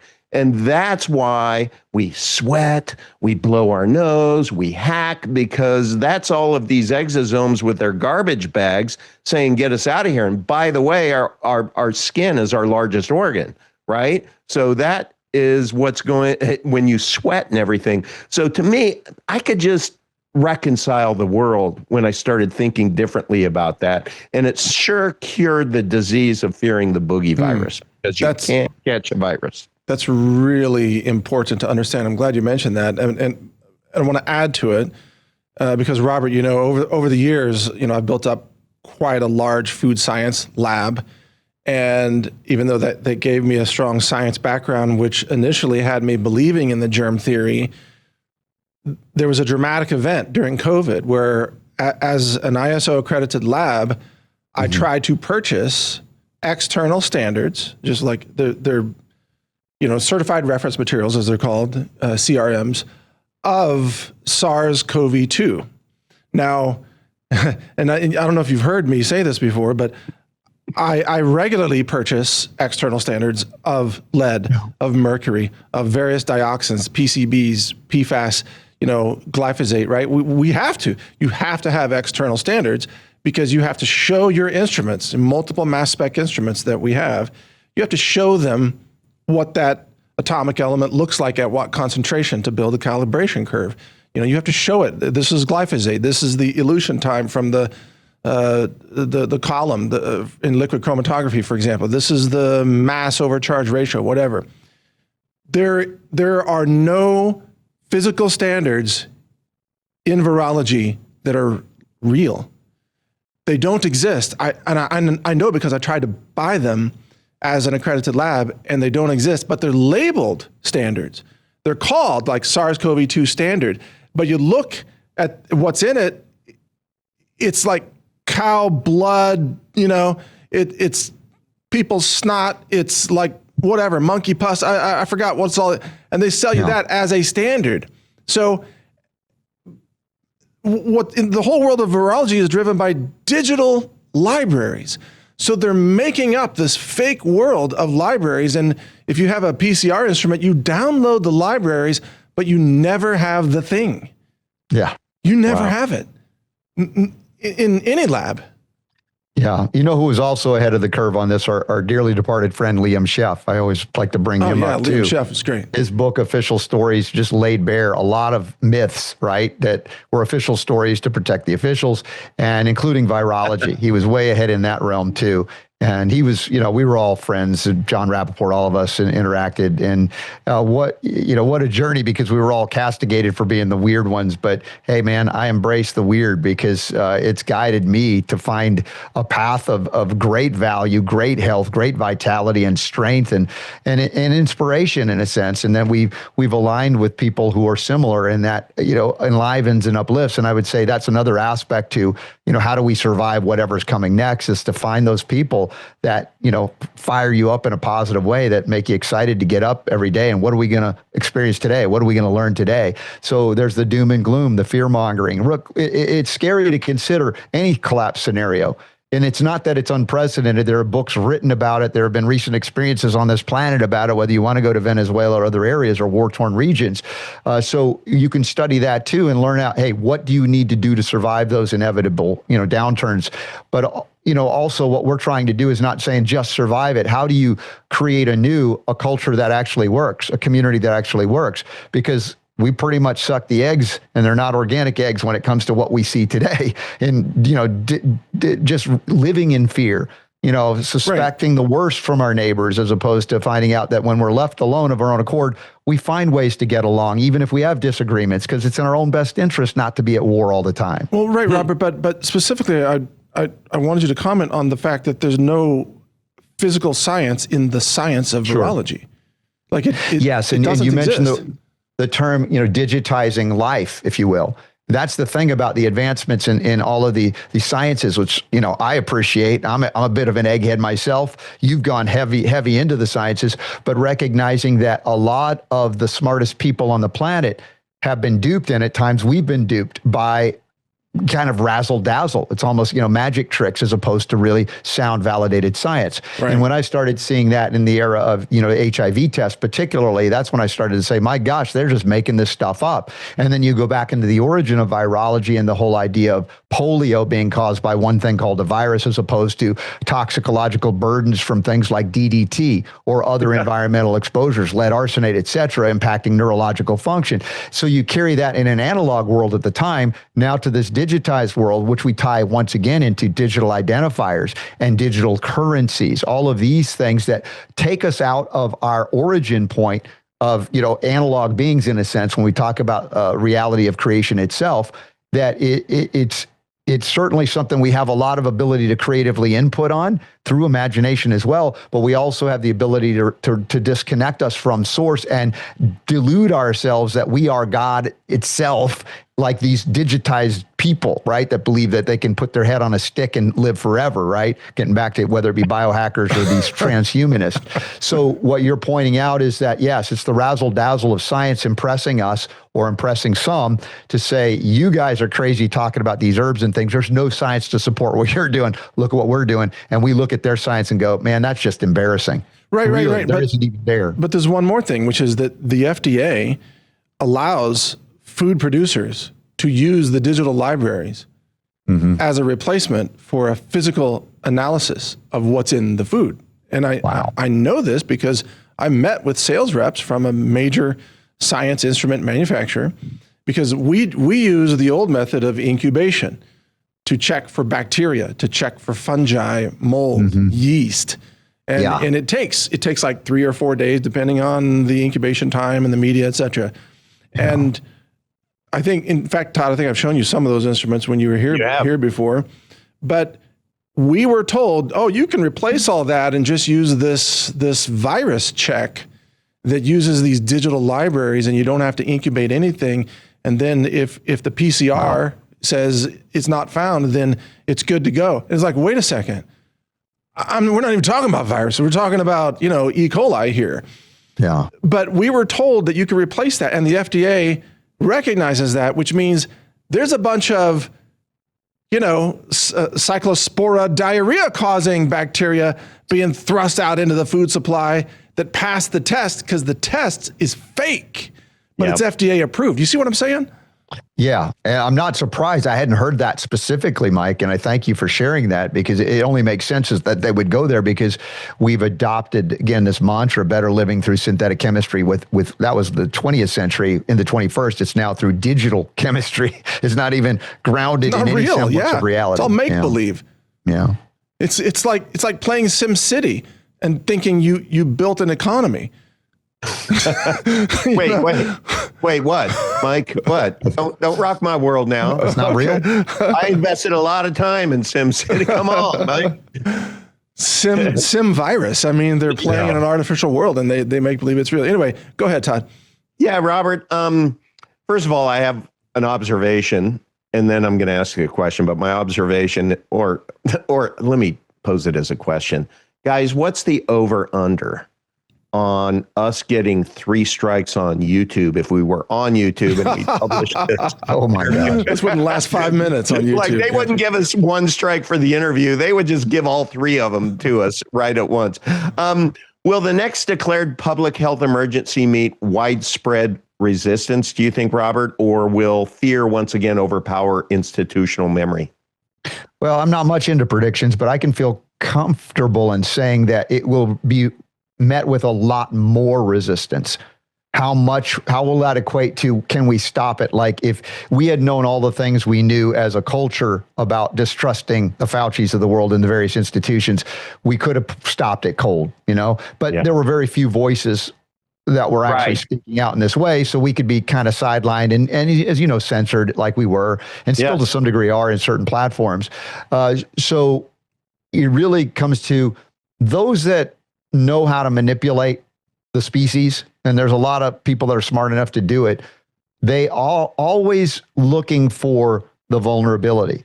What is the thing that will trigger the lack, the abandonment of critical thinking skills, or even a memory of a recent event like COVID?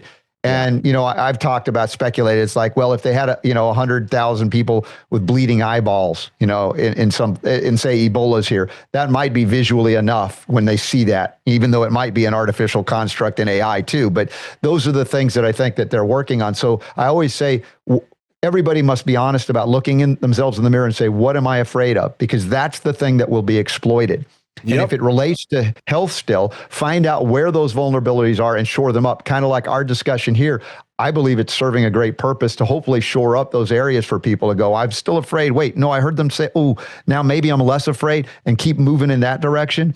Because, my predictions over the years has been that the biggest vulnerability we have, and there might be others I'm not seeing, but we're always the fear of germs or the fear of disease or the fear of dying, which now becomes that, I love the talk we had I don't know if it's been a couple of years, Mike, when we were in studio talking about things, even at that level, to dissipate that fear, because when you're no longer afraid of dying, then they have less control over how you live, or the fear of the germ because you might die from it. Now it's like you take that away. Where's the next vulnerability? And that's what, if there's a study of vulnerability, that's what I want to know. Who's doing that? Who's looking at where we're most vulnerable? Because the bad guys are looking at that and going, we're going to exploit that. Maybe we can head them off at the pass if we dig deep into that. Well, and then that's a critical point. They've pushed germ theory to be able to achieve mass hypnosis, which is a form of sorcery. Yes. But they had to make people believe in something and believe in false authority so that the authorities could announce the next pandemic. And how are we doing on time? We got to wrap this up, right? Almost. Yeah, I got about 5 minutes. Okay, all right. But then if they start showing things on TV of people bleeding out of their eyeballs, whatever, a lot of people will make it real in their own bodies. And then they'll show up at the hospitals with symptoms. The hospitals will then diagnose everything as the next outbreak because they're receiving incentives from the federal government to kill people with that disease so they can crank up the fatality numbers and say, look how many people are dying, which spreads more fear to other people who believe in the sorcery, and then they make it even more real, et cetera. While the 3 of us will be standing back and like, that's all bullshit. We're fine. I mean, it's a level of sorcery that is beyond people's imagination. And your belief is what determines your outcome primarily. I mean, of course, you need to do the things that we talk about with nutrition and take care of your health, avoiding toxic exposure, but your belief drives that. So final thoughts, Robert. Yeah, we need to learn and practice to be able to withstand their beliefs, because they can overwhelm our desire to believe something different. And then, that vulnerability opens up, something from within, and then they go right in. And then it is like an infection that isn't, a germ theory infection, but it's it's a psychological thing, but it's definitely an energetic conjuring, if you will. It's sorcery. Clearly, that's where it is. That precedes, again, the material reality. As you said, the belief then manifests as a physical reality, and then you start bleeding out of your eyeballs, and you're like, oh, well, it must be, they must be telling the truth. But our resilience has to be not just physical, as we've discussed, and it's an important part of this, but it has to be mental and emotional, and yes, spiritual as well, to withstand what they're throwing at us, because they're not going to give up. The question is, will they give up on you and me, because we can't get them? Let me give out your website, robertscottbell.com. Yes. And tell us about how people can find your show. Yeah, we're on Rumble. They don't censor us primarily. Of course, we have on Brighteon as well and various other things, but YouTube, forget that noise. Yeah. So YouTube. Come on over to robertscottbell.com, or we also on Substack, thersbshow.substack.com, and various podcasts later. Not Spotify. We're still banned on Spotify, weirdly enough. And LinkedIn, we're still banned there. Of course. But tune in. I'm on actually technically 7 days a week, 5 days a week live, starting at 3:00 Eastern time. And then we do our Sunday conversation pre-recorded. And then on PTL Network, I do a TV show that's more of a leaning into the spiritual, biblical stuff and health and healing for those that really receive it well that way. I'm always trying to deliver a message that lands for the people that need it most. So that's why I'm crazy enough to do 7 days a week a show. All right. Yeah, well, bless you, Robert. Thank you for spending time with us today. I know you got to run, so we wish you well. And just thank you for all the knowledge and courage that you've demonstrated for the world. We appreciate you very much. This was Mike, fun. Appreciate you. Todd, great to connect. And anytime, you guys are welcome on my show as well. All right. Awesome. We'll take you up on that. All right, folks, we'll be right back after this break with the after party discussion with Todd and myself, so stay tuned. Cheers. If you'd like to help support us, check out all of the affiliate deals I've put together for you at rangerdeals.com. And if you go there, you'll see I've done due diligence on all of these affiliates. There's really not that many, but we have partners like Battalion Metals, co-founded by Tucker Carlson, Nessa's Organic CBDA Hemp Extract, Above Phone models that are de-Googled phones, Red Life, here's the peptide company, Limitless, Pet Mectin, and so much more, including the satellite phone store, vp.net. And for almost all of these, you can use discount code RANGER here, or sometimes it's something else like Brighteon 50, but normally the discount code is RANGER, which will save you something on these deals. Now, we do earn a little bit off of these affiliate deals, but it's no additional cost to you, and it helps support our platform and our work for humanity, including our AI projects that offer free open source knowledge in multiple languages. You can check those out at brightlearn.ai and brightanswers.ai. So thank you for supporting us. Check out rangerdeals.com anytime you want to save money on really high-end products and solutions that I personally endorse. I'm Mike Adams, the Health Ranger. Thanks for watching. All right, welcome back. This is the after party here on Decentralized TV.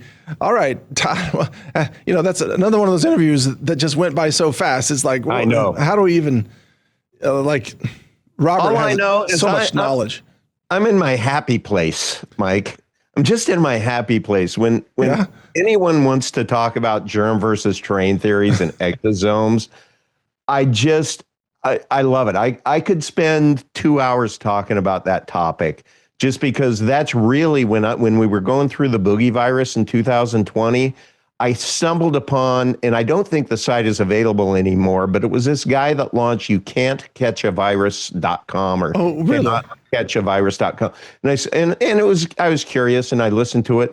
And this is like he's from Australia or whatever, this doctor who just was very pragmatic, and he made so much sense. And then he educated about the germ versus terrain theory. And he's talked about these exosomes, and that's what they are misperceiving as viruses, but they have a very important job to do. And all of a sudden, my world reconciled. And I'm like, every time I saw someone with a stupid mask on, or a medical device, I should say, it was just like, it just came back to it. And I'm like, this whole world is living in this fear-based, mind-controlled state, and it's all bullshit. Well, and you know what even proves that even more is I remember reading about studies where they would take the masks from people that had been wearing them for a couple of days, and then they would test those masks for all these viruses and pathogens, and they would list, it's got 11 diseases, all like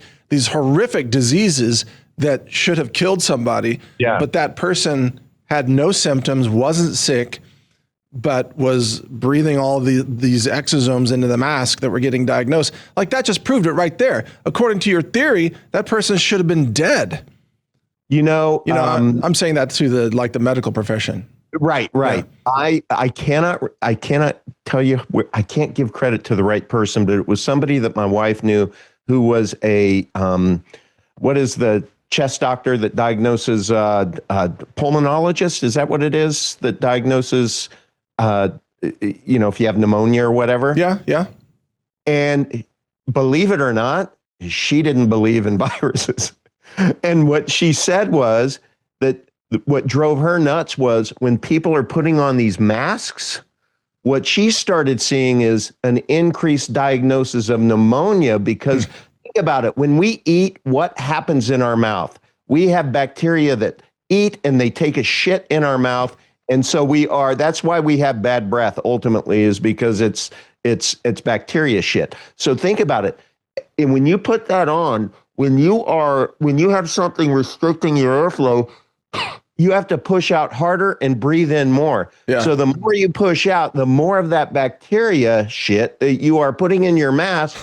And then when you take a deep breath in, it's bypassing your tongue, going into your chest, and becomes pneumonia. And so it's actually horrible for you to wear a mask. So once I heard that, I started educating all kinds of people about that. And at least if I didn't accomplish anything, I planted a seed of my kind of fear. The most graphic description of that phenomenon that I've heard yet. But, we've seen this over and over again. And like, for example, I work out in the forest with my kettlebells. I do. Yeah. Although I skipped a couple of workouts because of the heat. It's just insane right now. It's just too hot. Yeah. But I noticed that when I work out, like, my kettlebells are on the forest floor. They're just on the dirt, right? Yeah. And when I lift the kettlebells and I'm doing arm presses, I'm getting dirt on my arms. Yeah. Okay. And I noticed that when I work out in the forest, it's like a kid playing in the dirt in a way. I'm getting dirt on my skin, and on my legs or on my arms, on my fingers, whatever. I don't mind it. I feel very comfortable, with nature. But I began to realize that, if I were to test this dirt, it would probably be full of all these, like mainstream scientists would say, oh, it's got like 12 diseases in there. Don't touch it, But I've got it all over me, and I think it enhances my health, actually. Well, I think, there are the parents that put their kids in a bubble and they don't let them, get on the ground or play in the dirt or any of that stuff. And I think they're actually doing damage to their kids. Absolutely. And then you got the people that go the other way, like at a busy airport, and you just see them like doing their Sudoku while their 1-year-old is just, crawling around on the floor and going under the chairs and everything. That's a little much for me. But, I know you're never going to do it, Mike, but this is my fantasy. And this is really, I would love to have a macro picture of your forest and your kettlebells, because then what I would do is I would take that into AI, and then I would make sure that you had one of those dispensing machines for the Purell bacteria soap, right? Can you imagine how retarded that would be? That would be so retarded. Have all their toxic chemicals that cause nerve damage, plus the fragrance chemicals in a man-made, garbage product. Yeah. Yeah. Can I would love to follow the money. Who in the hell benefited from all of the plexiglass that went up that divided? I mean, think about that. Because they had to be manufacturing that stuff for a year before it all started. Well, who made all the money on the footprints that they put on the floors of the grocery store? Because you have to stand like 6 feet apart. Put your feet in, you're a prisoner in the grocery store, How absolutely retarded was all of that? Oh my God. Anybody, if we go through it again, you are absolutely retarded if you engage in that fear-based nonsense. Some of the stores had footprints going one way in one aisle, and then so they created one-way aisles. Like you could only go to this side in this aisle or every other aisle because they didn't want you to cross another person. I'm like, what the hell? You going to give me a ticket for going the wrong way down a one-way aisle? Fuck you, man. I'm here to buy some plastic pails or something. You know what? Shut your whole store if you're going to be that stupid. Yeah. Oh my God. It was, let's hope we never go through that again. That's why I was asking if, with the next declared public health emergency, I hope there is widespread resistance because we're smarter now, folks. Well, but I have my suspicion. I just think that there's going to be a lot of people that will go along with it. No matter how dumb it is. You know what? My number is 98%, I think, are people who don't think like us. So maybe the next pandemic, maybe it's 5%, but that's still 95% who are going to be, masked up and walking around in fear. Boy. Yeah. And lecturing you for not wearing a mask. It's okay. I'm in the control group. That was always my mind. Oh yeah, that's great. Well, but so having Robert on was really great. I've been meaning to have him on the show. I've known Robert for over 20 years. Have you really? Yeah. And he's always been a champion of health freedom. Great guy. Yeah. He is. First time I've ever spoken with him. He's a great guy. Oh, he's great. And he's such a professional. And also, by the way, he works out in the gym. He does these challenges, these physical fitness challenges. He's very ripped. I mean, even without the fasting. Really? Yeah, he's ripped and he's strong. He's super thin, as you can probably tell from his face. Yeah. But he's physically active, which we all think that's a really important part of staying healthy.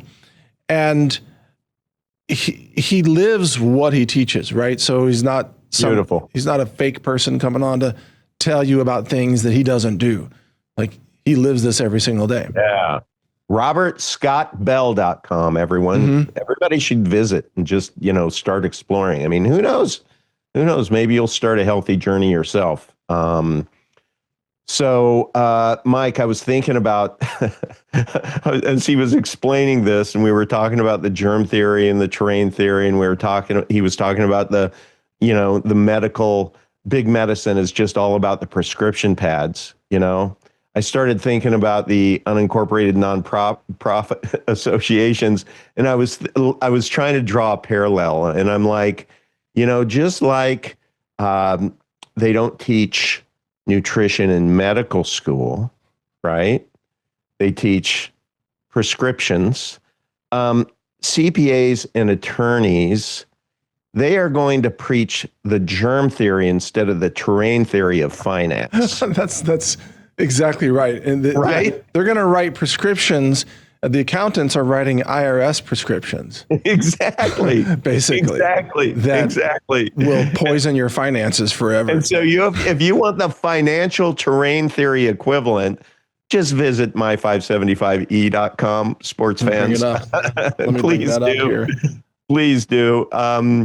This is for those who would like to keep more of what they earn, protect what they have, and decrease your personal liability. And all I suggest is that you visit the site, click Let's Go, enter in your name, email address, and then you'll get access to an hour and a half worth of an amazing interview that I did with Dennis. And Dennis Gray is the he's the subject matter expert. And then there's a downloadable PDF. Just get smarter on it. And if you have any additional questions, you can always book a private consultation with me.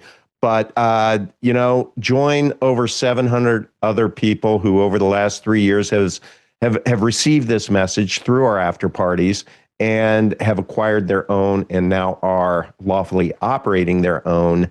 And we have a private Telegram group now of over 600 people, Mike, which all for one, and we're the one in there. So I just wanted to bring that up because your CPAs are going to preach the germ theory. They aren't going to give you the truth.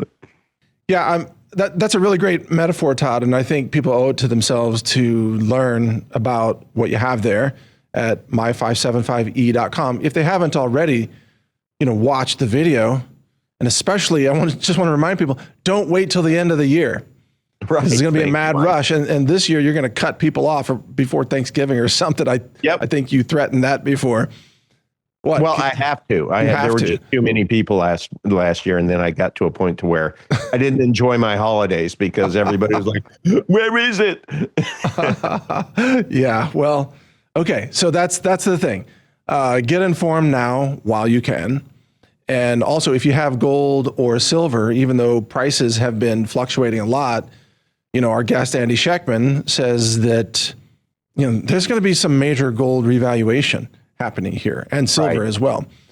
And so when the day comes that you want to offload gold and silver, you had seriously better look into the UNA vehicle before that day comes. Amen.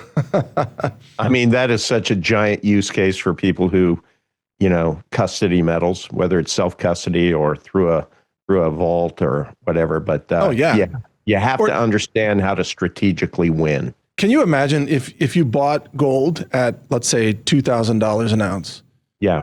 And because, we have a lot of listeners who are pretty well off, and they might have, lots of it at 2,000. They could have, like 1,000 ounces or something, a couple $1 million That's right. of gold they bought. And then what if gold goes to 20,000 an ounce? Yeah. Then your gain is $18,000 an ounce. You know how much tax you're going to pay on that gain? 28%. If it's under your social, just think about it. This decision could be a substantial difference. And look, guys, if you have any questions about it, I'm happy to educate you like I've educated thousands of others over the years. Not all of them have moved forward with the UNA, but I've educated thousands of people. And, it's $150 to be able to book a consultation with me. But if you move forward with the UNA, and most do, then you get it back. You just deduct it. It's just that when I did not charge anything, as you know, Mike, some people don't show up for the consultations, and then the 150 remedied that. Thank you. Plus, you're booked, man. You're busy with consultations. It's not like you're just sitting around waiting for the phone to ring. No, it's actually much harder to book time with me now than ever. Yeah, and that's a good thing. That's a good thing. I mean, this has always been my form of activism. Most of the proceeds go to my partner that actually creates these. So in a way, that's good because I really don't financially care if people get them or not. And as a matter of fact, yesterday, I had a wonderful woman and had a great consultation. And I just flat out said, please keep your investment. I just don't see the use case for you. And I will never. Yeah, it's not for every single case. Yeah, not at all. Yeah. Not at all. But it's for most. Right. Got it. Okay. Let me give credit also to rangerdeals.com, which is my website, where we have our affiliates.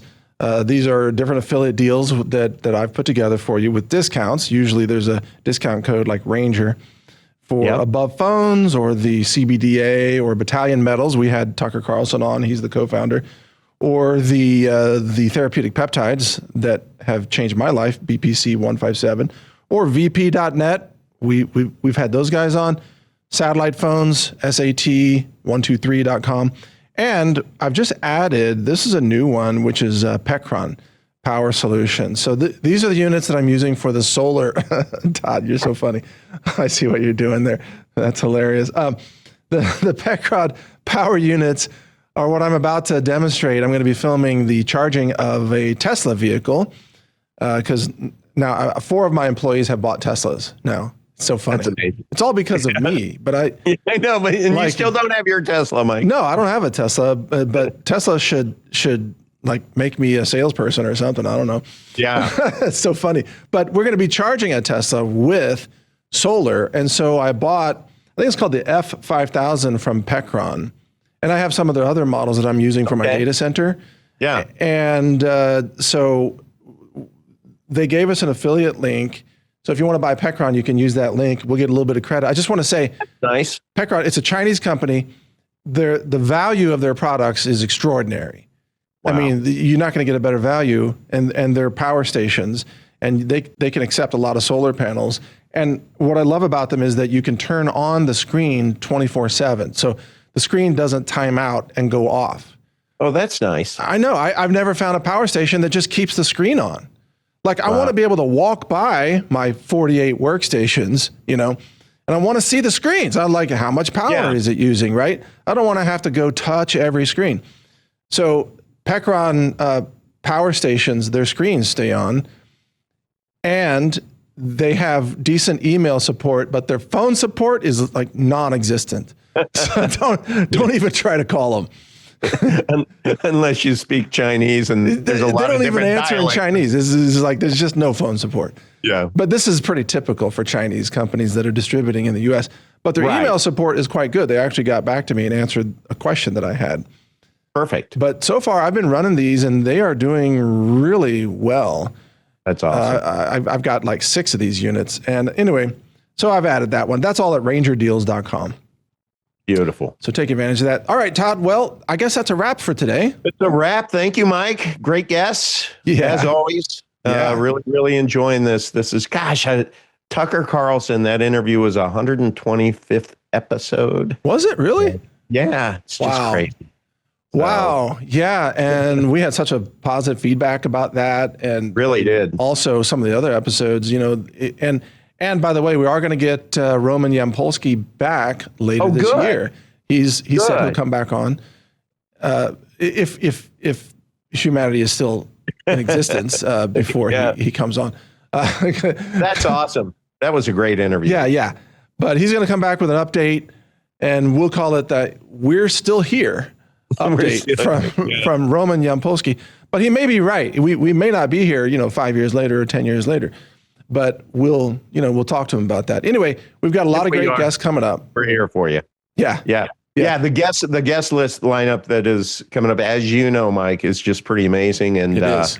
And I mean, you shared with me just the Tucker Carlson interview alone and how much positive feedback that it got. That's getting around, Yeah, if you haven't watched the Tucker Carlson interview, I really encourage you to. We really encourage you to, because you are going to see one of the most authentic guests we have ever, interviewed in our lives. He was just fantastic. He's great. He's a great American, a real hero. Yeah. Okay. Well, thank you all for watching today. And thank you, Todd, for your time, and enjoy the rest of your evening there sweltering in Florida while I'm cooking in Texas. All right. Okay, Mike. Heat, Great interviewing with you, brother. You too. All right. Have a great rest of your day. And for those of you watching, check out all the other episodes at decentralize.tv. I'm Mike Adams with Todd Pittner. Have a great rest of your day. Take care. Cheers.